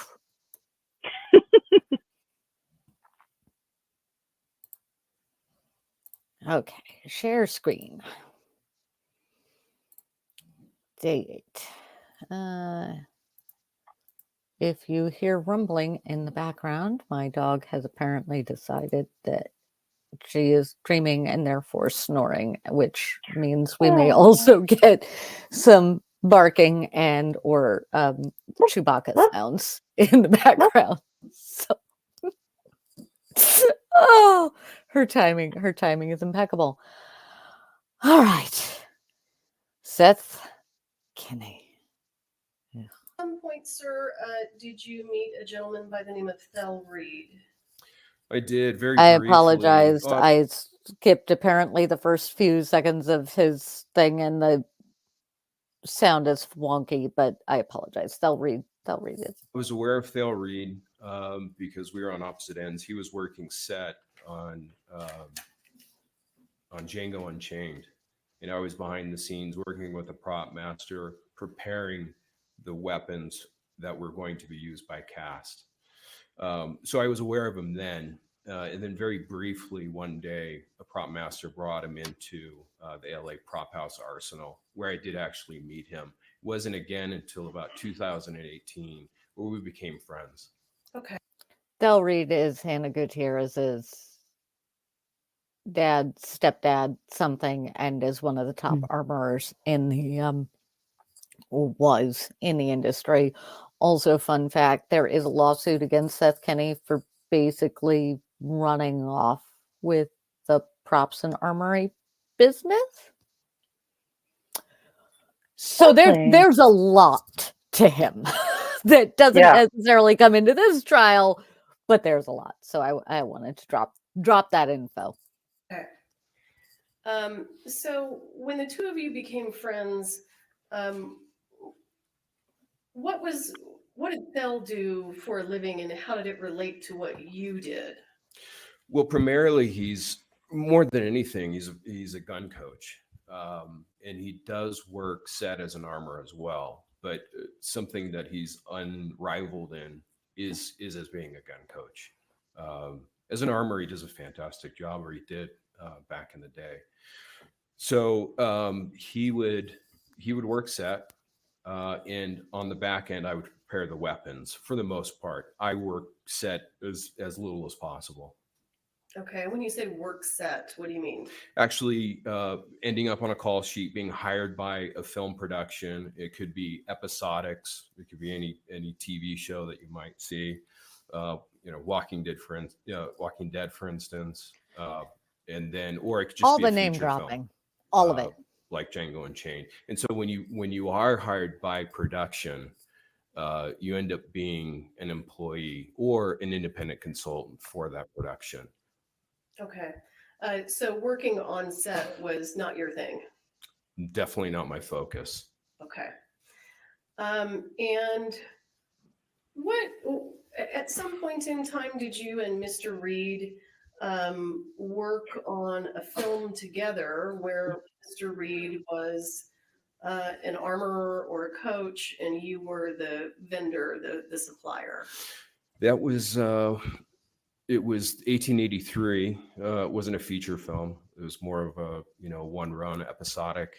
And I had been working with Taylor Sheridan's prop master. And who's Taylor Sheridan? Taylor Sheridan is a writer director of the Paramount production, and he's kind of created his own segment of Americana that's very popular. Are you talking about Yellowstone and 1883? Yellowstone 1883, Yellowstone 1923, Mayor of Kingstown, Sicario. He wrote Sicario. How many shows can we drop? I believe Wind River, amazing movie. Okay. That was actually the first time that Why? her consultant for Taylor Sheridan was on. This is a lot of stuff that I don't know why it's relevant, but maybe I'll find out soon. I'll shut up. If I were bold, I'd be like relevance of. Oh yeah, no, this is absolutely it can be, but she does a bad job of doing it, and Bulls has his objection function broken still. Wind River. You're correct. Objection relevant. Let's jump back to 1883. Describe for the jury, please, how you and Mr. Reed sort of worked together on that series. Well, I had to push hard to get him onto the crew and hired. And so we talked about it, and I'm fairly tight with a prop master. Again, we've been working together since Wind River. And I convinced him to hire Thale. I'm amazing. I'm just the bestest. And without me, Thale wouldn't have gotten this job. I don't mean to, well, no, I'm not going to say that, because whenever somebody starts a sentence with, I don't mean to be, that's because they're going to be. So I'll just be judgmental. Your entire tone of voice, sir, makes me not like you. Everything about the way that you're speaking and the way that you are dropping not only names and titles of movies and shows, but also lingo. It's annoying. His police interview is next level. I'll bet. Ugh. I still have questions as to why Bowles never brought that in. Are we going to zoom? Yes. Why? Because I already feel like I need a shower, because this man just gives me the ick. Why now, are we talking about? Me. I don't know, but why are we talking about Hannah's stepfather or whatever? Like, what do we ever establish a relevance to all of the prosecution's theory is that Hannah had. I'll fill in the gaps for why we're going through all of this. The prosecution's theory is that the live rounds came from Hannah from her dad, Thel, when she had reached out because there was an issue getting any 45 long Colt dummies. Around this time, there was like a big shortage of 45 long Colt dummies. Right. And so she reached out to Dad, who had just done stuff or Thel Reed, who had just done stuff with Seth Kenny on 1883. Seth Kenny hired Hannah, so it makes sense that she was like, hey, can you send us what you had from 1883? And the prosecution's theory is that there were live rounds mixed in that box that got sent, and Hannah didn't check them and loaded them into the weapon. That's the prosecution's theory. That's why we're getting all of the name dropping on Thel in 1883, and why Seth Kenny is like, I'm the man, I got him hired, I'm the reason he got hired, but I have nothing to do with anything going wrong on any set ever. Lovely. Okay. Thank you. But at least there is a point that's helpful. Yes. Yes, there is a point. It is not ideal. I don't know why we couldn't have established that with just, how long you've known and worked with this person. couple of And questions and maybe that had they Bowles were who, object. and that was who Hannah reached out to, Mm-hmm. Mm-hmm. because I assume he would have known that. Yep. And then you're done. That seems, anyway, whatever. Doesn't matter. We get there eventually, but good Lord, it takes a while. All right, where are we at? I'm not a lawyer. I'm sure there's a reason. Or something. I still have questions. Bowles did not do a great job with this.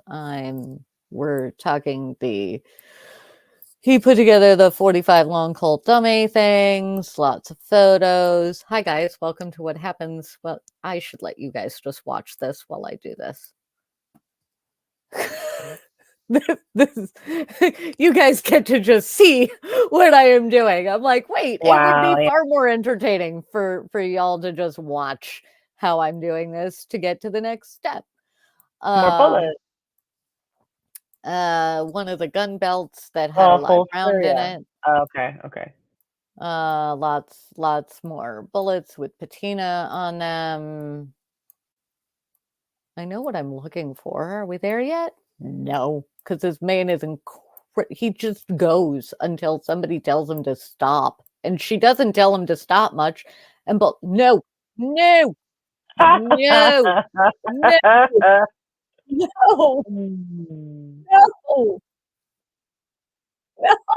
Don't cut carbs. Pay that guy. Yeah. No. It's all good. Are we anywhere near where I wanted to be? No. Ladies and gentlemen, is this what has been happening to me all day? Okay. All right. Here's where we're all right. I'm going to come back to this because you got to see this. Because even if we're doing highlights, we can't do highlights if we do not look at what this man's prop house looked like. Yes, please. Close enough. Sound on? Do I need a board? Yes. Play. Go. After first. That's what it's set up as. You don't see in the evidence photos belt-fed machine guns, any machine guns, or a lot of other things that were there that are no longer there. Pause. I need to fill you in on the questioning that had just happened. There were lots of other big weapons. The initial pictures of the prop house were shown, and he is presenting it as it's his anti-theft deterrent to leave the prop house looking like an episode of Hoarders. Yeah. Instead of, clean, organized inventory, safes, very shady locking devices, just leave them out. But and who would dare? Because it's just so overwhelming. That's. I mean, on the one hand, he's not wrong. There was one time when I was living in an apartment, and the apartment was robbed, and my room had some nice computer things in it, and my room was not robbed because it looked like an episode of Hoarders had met the Tasmanian devil, and poof. But that's not how you want a weapons prop house to run, at all ever. So, all right. I realized that I'd skipped over that, and that is, bless you, key and important information. Okay, so you had belt-fed machine guns too? Oh, yeah. And machine guns at this shop as well? Yes. Okay. So you wanted people to see the, and let me just show you Defendant's Exhibit L14. Yes, sir. Thank you.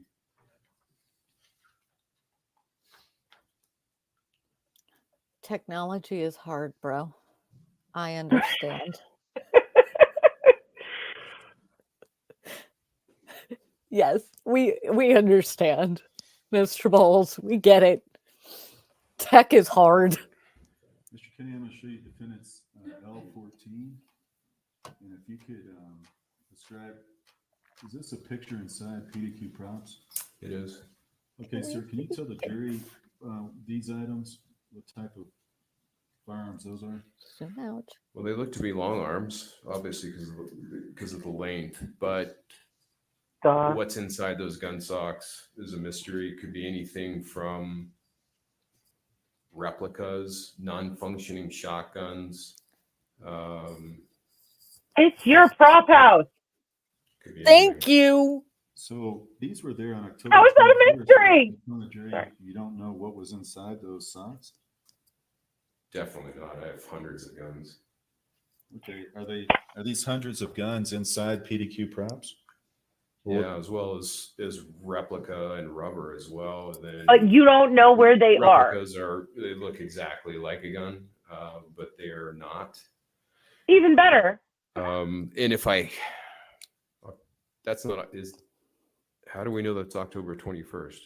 First of all, that shouldn't be. Not October 21st. I'm sorry, Yeah. I'm getting my date. Yeah, thanks for reminding. Okay. This was the month after in November. Just the search warrant photos. Yes. Yeah. I apologize. You're right. Okay. Yeah. So that's that a was in month November. after this has happened. Mr. Kenny, what is this on the? Are these some rounds on the ground here? Also, he didn't focus that much on the fact that he had a month Yeah. to clean up Yeah. And no. or make All right, things that's the dirty. writer in me. I'm like, perhaps it was not a theft deterrent. Perhaps it was a warrant deterrent. It might have been. It might have been. Okay, I'll give That is the writer in me. I apologize, but that's if this were a movie, that'd be what was going on. I'm telling you, like, can we just shelve Rust and somebody bring me the movie of what happened? Yes. So that Joel can get his story out there. We can get the Western, but holy mother of trials, this is far more entertaining than whatever that Western was going to be. I'm sorry, Joel. I am sorry, Mr. Souza, but this is a Western and Law and Order and 30 Rock and all put in a blender, mixed up, and then a touch of Suits. I'm going to go with Suits because I like it. I like it.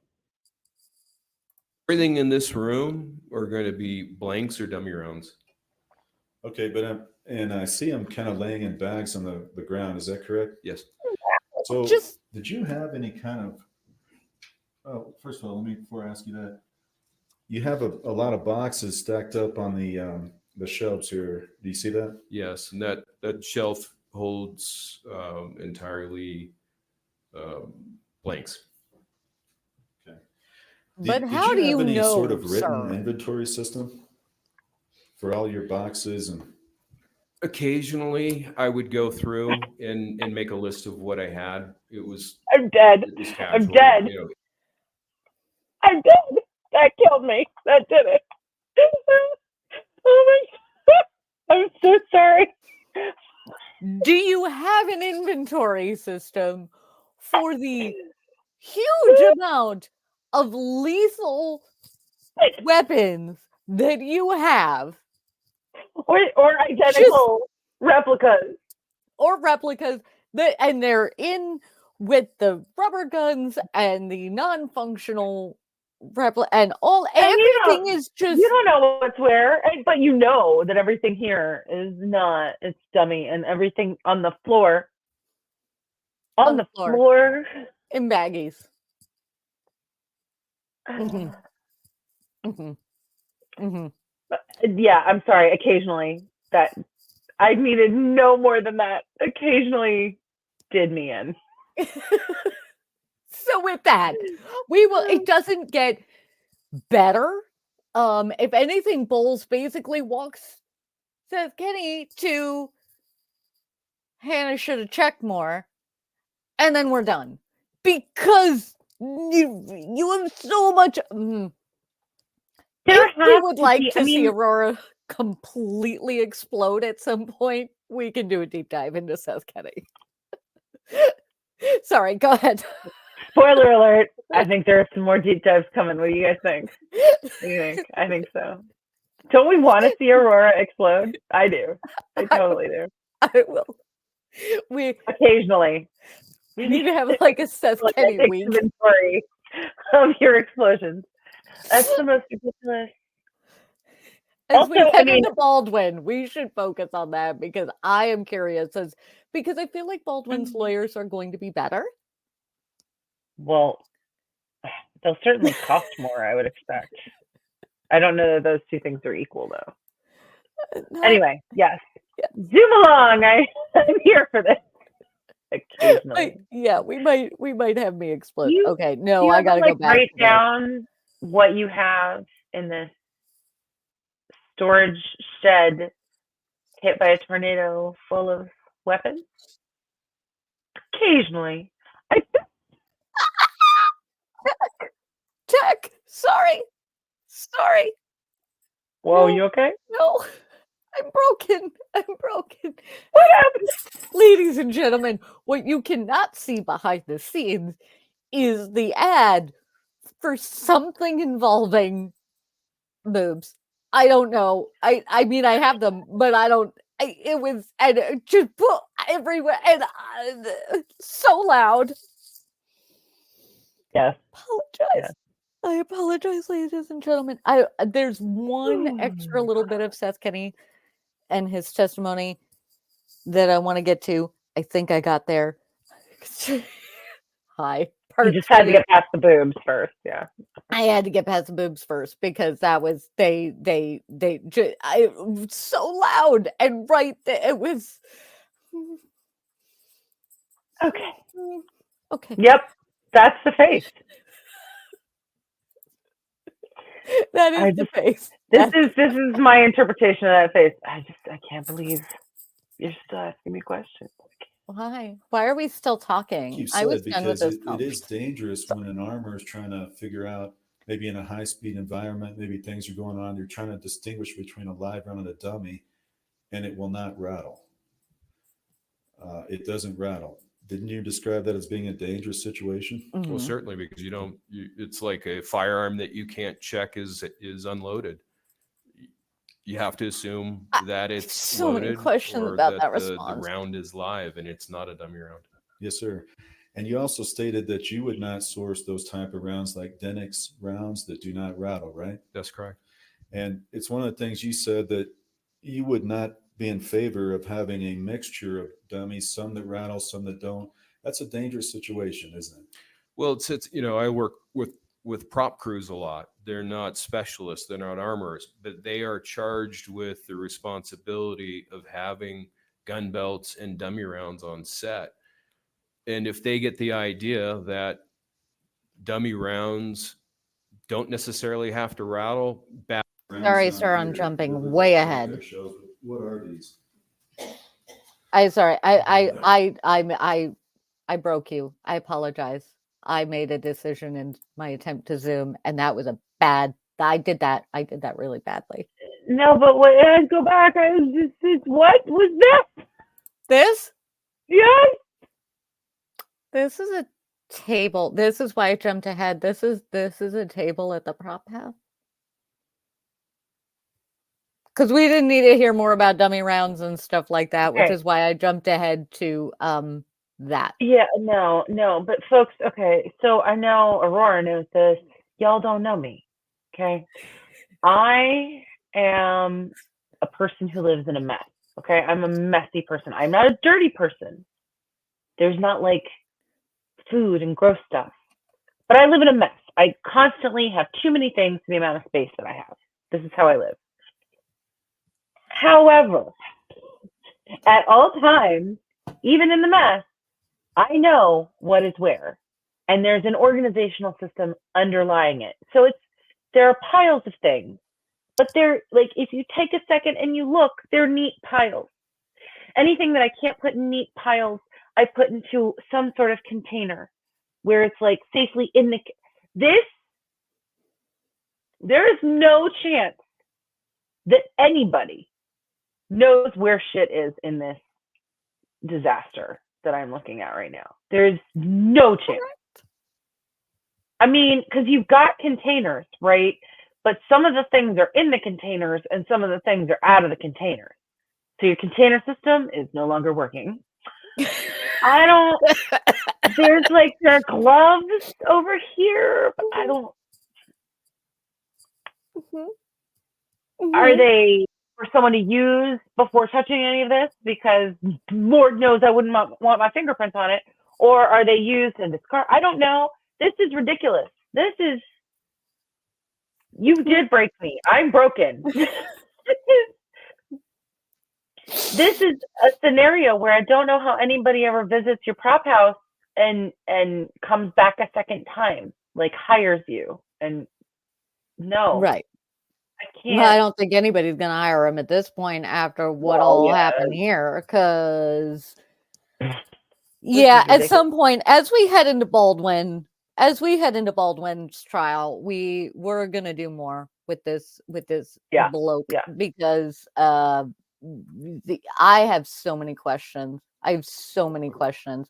So I will skip some of where I was going with that because it's not needed, because we can do a full deep dive on that. We don't need. I have comments on just that little bit of testimony that we heard about mixing types of dummies and all of that, but I will save it for another time when we can look at it in full and I'm not just commenting on it out of context. Yeah, it's truly, we could spend like 2 days with Seth Kenny and not even bat an eyelash. Okay, and that sums up the prosecution case. Seth Kenny is, well, they recall the lead investigator, and there was a weird exchange between the lead investigator and Seth Kenny, like eye winking. I mean, it was like, yeah, Seth Kenny called me like 47 times, but that wasn't weird at all. Ma'am, I have so many questions. I am exaggerating slightly, but I left that whole thing with a lot of questions. Like, yeah, everybody's trying to get at you. You're the lead investigator. I have questions as to why it never seemed to raise alarm bells with Seth Kenny doing it. And I understand why the attorney is doing it, because he's trying to get information on the. I want everybody in a room around a table where I can ask them a lot of questions, because I have a lot of questions. Yeah. So, and then let's see, what did they bring in? Oh, you know where we need to go to end as we head into the verdict. You know, we're going to skip over all the other ones because they're the OSHA guys. They come in, they testify that the set was a dumpster fire, a shit show inside of a dumpster fire inside of a flood. A hot mess, however you want to put it. Nobody wanted to be on this set if they had a care for their well-being once they started paying attention to some stuff from what the OSHA report was saying. So they brought in the OSHA guys to basically say, yeah, it was ridiculous. There was a PI that they brought in who ate it and cross. I mean, he did a pretty good job, and then cross exam got him, and he really needed to do a little more homework. That's what he needed. So now, ladies and gentlemen, we are going to skip ahead. And I am going to bring it up so that everybody can see it. We are going to skip ahead. Now we remember, if you go back to part 1, and the lovely, lovely gentleman who handled the... Do we need to swoop? We do. We need to swoop. Hit all the buttons. Hit the swoop. Swoop. Yeah. It apparently only wants to work if we yell at it today. I know. Truly, we don't actually need this man's testimony, We just need him to come in and present his show and tell toys. Yes. And to harken back to that lovely gentleman who was the expert witness for the prosecution. Who was great. We loved him. If you are proficient in firearms, put down beverages. If you are holding something breakable, set it down. Put your rear end in a seat and do whatever breathing you need to do to remain calm. This, by the way, this gentleman's testimony is how Aurora hooked me into doing this TLDR. Under penalty of law that the testimony you'll give in this case will be the I truth, showed the whole her. truth, and nothing but the truth. All right, have a seat talking to the microphone. Thank you. We didn't even get that far into his testimony. What is under that? Why? I know. What is that? What are you wearing a satchel? What is across your chest, sir? Frank Lewis Blair Kuski III. A long name. Reside? Carmel Valley, California. And what do you do for a living, sir? At that I'm time. managing director of Blair Financial Group, money managers. I want you, So nothing with outside of guns. your management and Blair Financial, to tell the jury about your experience with period firearms. Yes. Has to be somebody's friend or something. Prior to, let me check a note to make sure dates are correct. What? You're not allowed to do that, sir. I don't know. I mean, I'm sure. I don't know if people in the actual legal profession are watching us because they've probably already watched the trial and whatever. But if you are, I really need to know, would you ever, when you're asked to produce an expert witness on firearms, be like, yeah, this managing director of a financial group, let's bring him in. He's perfect. I don't understand. Okay, I'm gonna break. I got a little hot. I'm done I now. took part in my first movies in this, which were done with. No, we're gonna I'm not speed talking you about up, sir, movies. because everybody's Let's- too oh, I'm sorry, freaking okay. slow. Yeah, We're just trying to try zoom. Okay. Okay. Oh, man. Well, good. Talk to the judge. Hannah's like, who is this dude? What? At that point, Hannah's just like, why? Why are they doing this to me? I would say pull up for precise seeking. Yes, but every time I do that, we're guessing. And not necessarily getting into movies yet, but your experience with firearms and period firearms and how you obtain that familiarity. Do you wish for the long explanation or the short? No, the short. It's always better. My father was a combat MP in the Second World War. I was shooting almost from birth. I was sent to rifle camp in Butte, Montana at age 6. It's hard to imagine. I grew up around a hunting family. My grandfather was a big time hunter. I grew up hunting deer and pheasants with my uncle in the forests of Ohio. I This have is the Ohio short version? and Indiana and Pennsylvania hunting licenses ever since they were required. You can I was a understand member, why Bulls of the was Boy Scout like, Riflery Merit Badge winner. I worked short, as a member of please. the Kenyon College rifle team.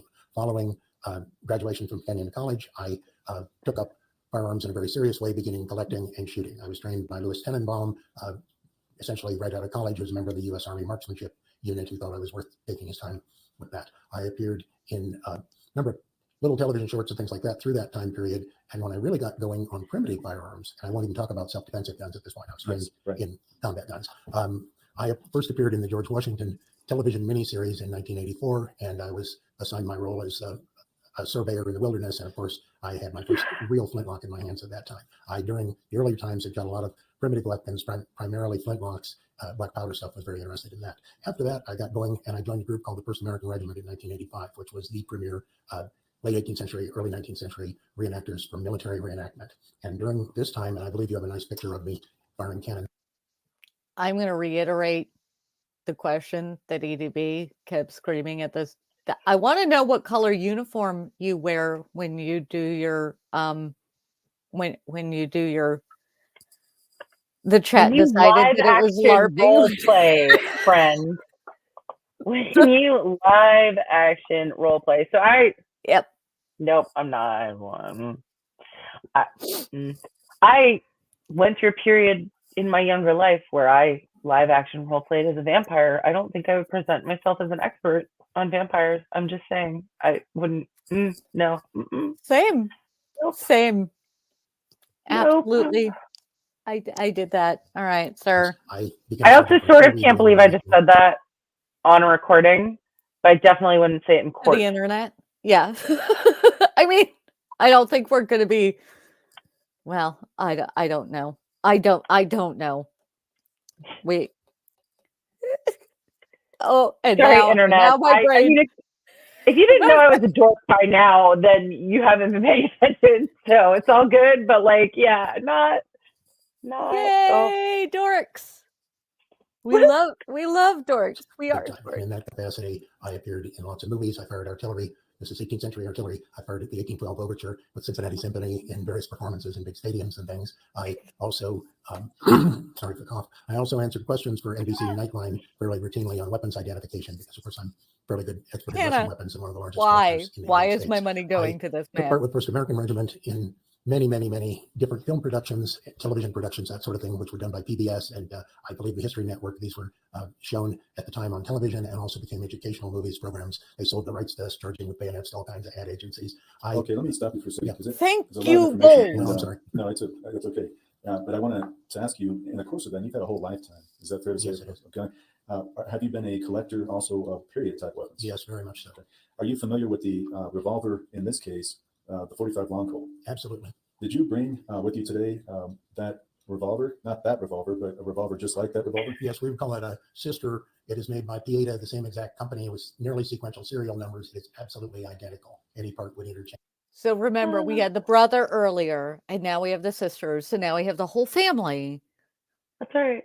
We just need. Yep. All right. If Well, you and are it's not, your sister, because clearly, I'm not. No, never mind. I walk away. I walk away from that.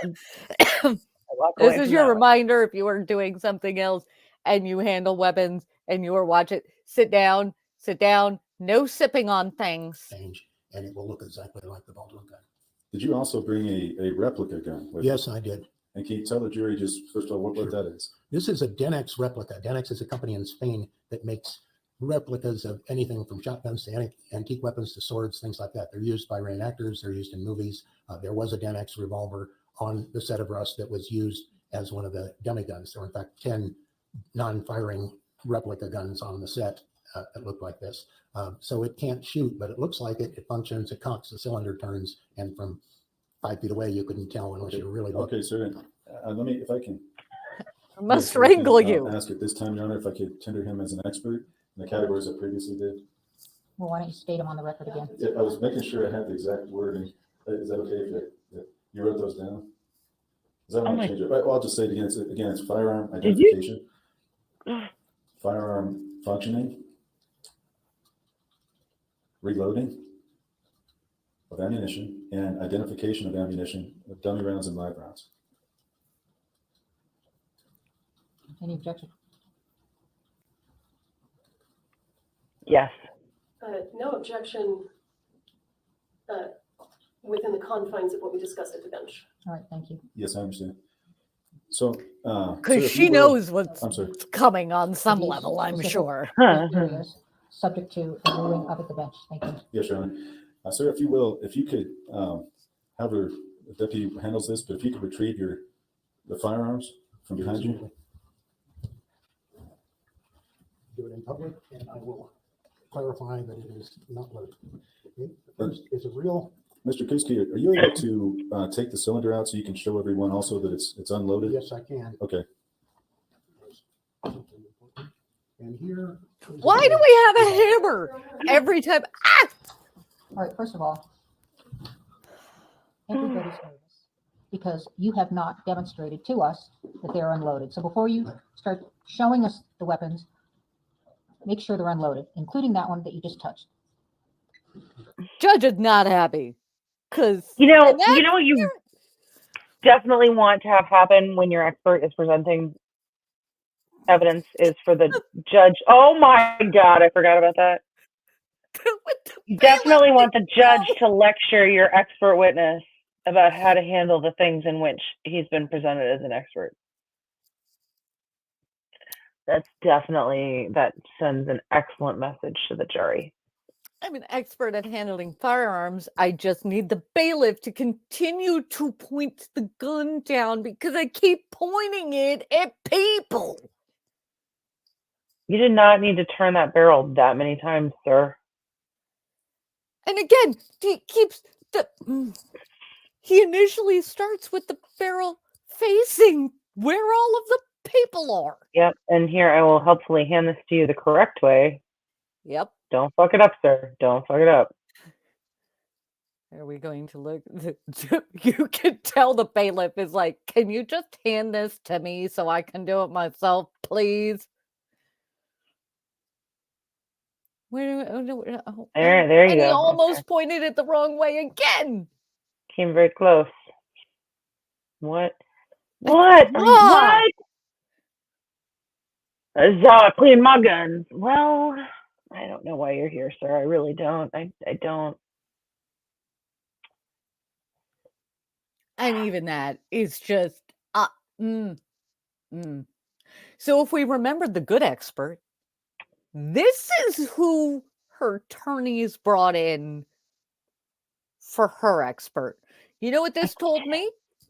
And I don't. We just needed to see that. We just while they're arguing at sidebar, that was really what we needed to see. That was what we needed to see because oh good Lord, I apologize, ladies and gentlemen. The sun is going down, and I have entered witness protection program or something. That's why I keep having to adjust my light too. Like, depending on how bright it is behind me, and it's all very weird. If I'm no, this guy is a nightmare. I'm also not sure I would ever choose to put on the stand someone who was sent to a gun camp at age 6. Yep. Not, and I'm not. It sends a message, you know. It's a thing. So now things starting almost immediately. Yes. Did I get to the point I wanted to get to? Maybe. Did I actually do this right? Because we are now. Oh, I did it. I did it. I think did those it. Are good noises. Those are good noises. Those are good noises. So that was now what should have happened with that is the defense should have gotten up there after all that and said no questions. Whoopsie doodle. And you know what? It would have been better for their case. But no, he has to go and ask questions and treat the man like an expert, which he's clearly not. In my opinion. So now we're going to hop ahead to, and then the defense put on their case.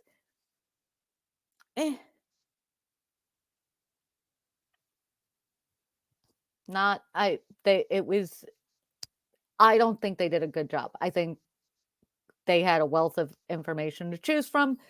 They didn't pull from it, not surprisingly. So we are just going to hop ahead to the verdict because it's a TLDR. So you know what? If it wasn't caused me an aneurysm or oh my God, in this particular case, because there wasn't a whole lot of in between. I've skipped over it because that's the TLDR. They had witnesses. You know how much I remember them? None. Except for that man, and that's not how you want that to go. So with that, we are gonna hop ahead to. I'm gonna get my screen ready, and then we're gonna hop ahead to the verdict. Hit the right button, lady, and then we are gonna go. What time is it? We're so close.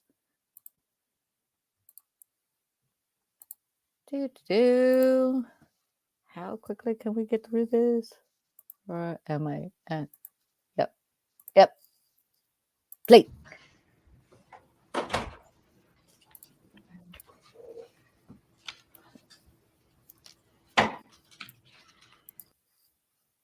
Mandy keeping me on task. I forgot to do a thing.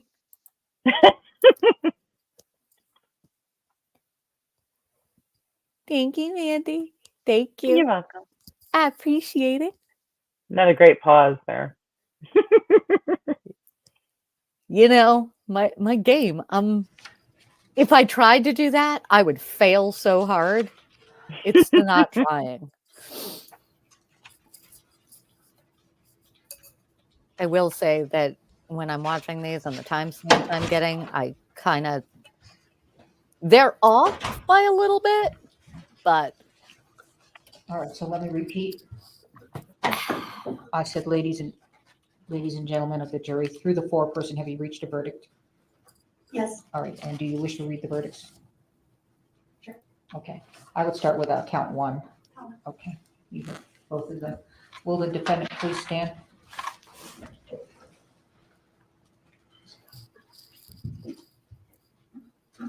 count one is involuntary manslaughter. We find the defendant, Hannah Guiterrez, guilty of involuntary manslaughter as charged in count one. We find the defendant, Hannah Guiterrez, not guilty of tampering with evidence as charged in count two. All right, thank you. You may be seated. Let me get those forms, retrieve those forms from you. I'm going to do what's called polling the jury. What I need to put on the record is that this is your individual verdict, okay? So I'm going to start with the gentleman in the back. Is this your verdict? Yes. Ma'am, is this your verdict? Sir, is this your verdict? Yes. Sir, is this your verdict? Yes. Sir, is this your verdict? Yes, Your Sir, is this your verdict? Yes. Sir, is this your verdict? Speed Ma'am, them is up. this your verdict? Yes. Ma'am, is this your verdict? Yes. Ma'am, is this your verdict? Ma'am, is this your verdict? Yes. Ma'am, is this your verdict? Okay, thank you. All right, so you've completed your service. Thank you so much for being here. It was a long trial. Why I People don't may want to talk to you. You know, this has been pretty much a lot of publicity, and you don't have to.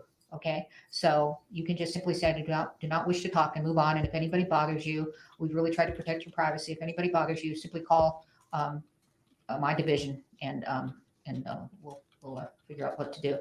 But you also may talk. Okay, so it's entirely up to you. Okay. All right. So you can escort them out. All right. I'm waiting. She Thank you. should be remanded into custody. And then the attempt at that Bulls makes no.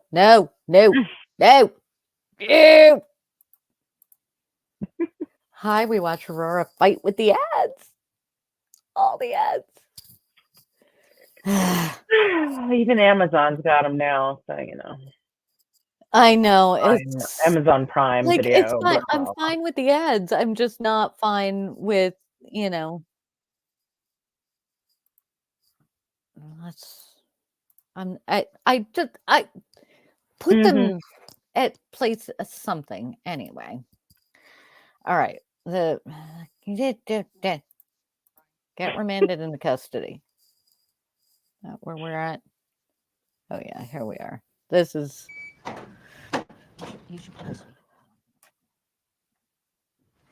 the audio cut out. I can't remember. Yes, Miss Gutierrez, that is the face. That is. All right. I sort of want to give her a hug. Yeah, it sucks. Yeah. All right. Is there anything that the state's requesting based upon the verdict? We would request that Ms. Gutierrez be taken into custody. Mr. Bowles? Your Honor, we would request under, pull up the rule, Your Honor. He should have been ready for this. I'm sorry. He absolutely should have been ready to argue Rule why 5402, she shouldn't release go into pending custody. sentencing, in this court's discretion, under the same conditions or other conditions as this court would deem necessary. Ms. Gutierrez has been on conditions. She has not violated those conditions. She has voluntarily appeared at all court proceedings. Your Honor, I would request this court to continue conditions or whatever conditions this court would have on release. All right. Thank you. What? I'm going to remand you. And the reason why I'm going to remand you is you are now convicted. And so, and this is a death. It's a criminal negligence, but it's still a death. And so deputies, you're going to take her into custody and we will set a sentencing date. What is the best, what do we want to look like on? No, I'm sorry, ma'am. We're gonna take that down because I can't remember. That might be her mom. I'm not sure. It's rough. Yeah. And she absolutely deserved to have a defense that would be prepared to try and keep her out of custody. I think there is a very good argument that could have been made for, hey, Dave Hall's got probation. Like she should just have probation, or can we discuss the terms at another time? But they reasons. Well, and you haven't remanded her up until now. Well, no, because she, as the judge said, she wasn't convicted up until now. So there needed to be something prepared that addressed the fact that she had been convicted, but still deserved not to be remanded into custody. She needed to be prepared to go to custody. Yeah. Too. Like at some point you have to accept that you had a hand in this, and the jury might decide that you're guilty enough that you're going to have to deal with it. Which brings us to Friday, of which I do not have video. But Friday was the hearing because Bulls, I am going to paraphrase, like, such paraphrasing. Oh, wait. When did,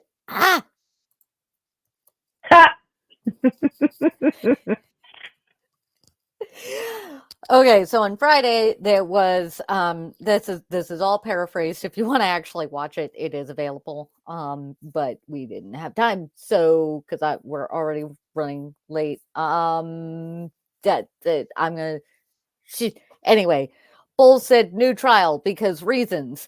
Prosecution said what reasons? This is 2 pages. There's not enough reasons in here. Defense said, but I said reasons. Prosecution was like, Mom, can you look at what he did? Like, I was prepared to give an actual argument. He has not argued at all. He's just said reasons. And the judge was like, no. And no, she doesn't get out of jail until sentencing because somebody died. And then Bowles was like, but wait. But the judge had already said, we're done here, and like noped right out of the Zoom. She was not giving anybody any chance to do anything else. And that is where we stand as of now with the trial. We did it in 3 parts, and I'm only a little late. So with that, ladies and gentlemen, I have a poll up. The channel, we have a poll up. Yes. For what are we covering next? There are some ideas in the poll. Drop what you think we ought to cover next. And it sounds like we're probably going to do a deep dive into Seth Kenny and all of the police interviews as we head into Baldwin's trial, because that's just going to be a thing. Are we going to cover Baldwin's trial, not TLDR? Absolutely. Whether or not Mandy can join us for all the things, I don't know. But are we going to do something on that? Yeah, because I'm going to be... Have I been following this since October 21st of 2021? Yes, I have. Indeed. And so now I get to share it with the internet and not just Mandy. Oh, with that, let us know.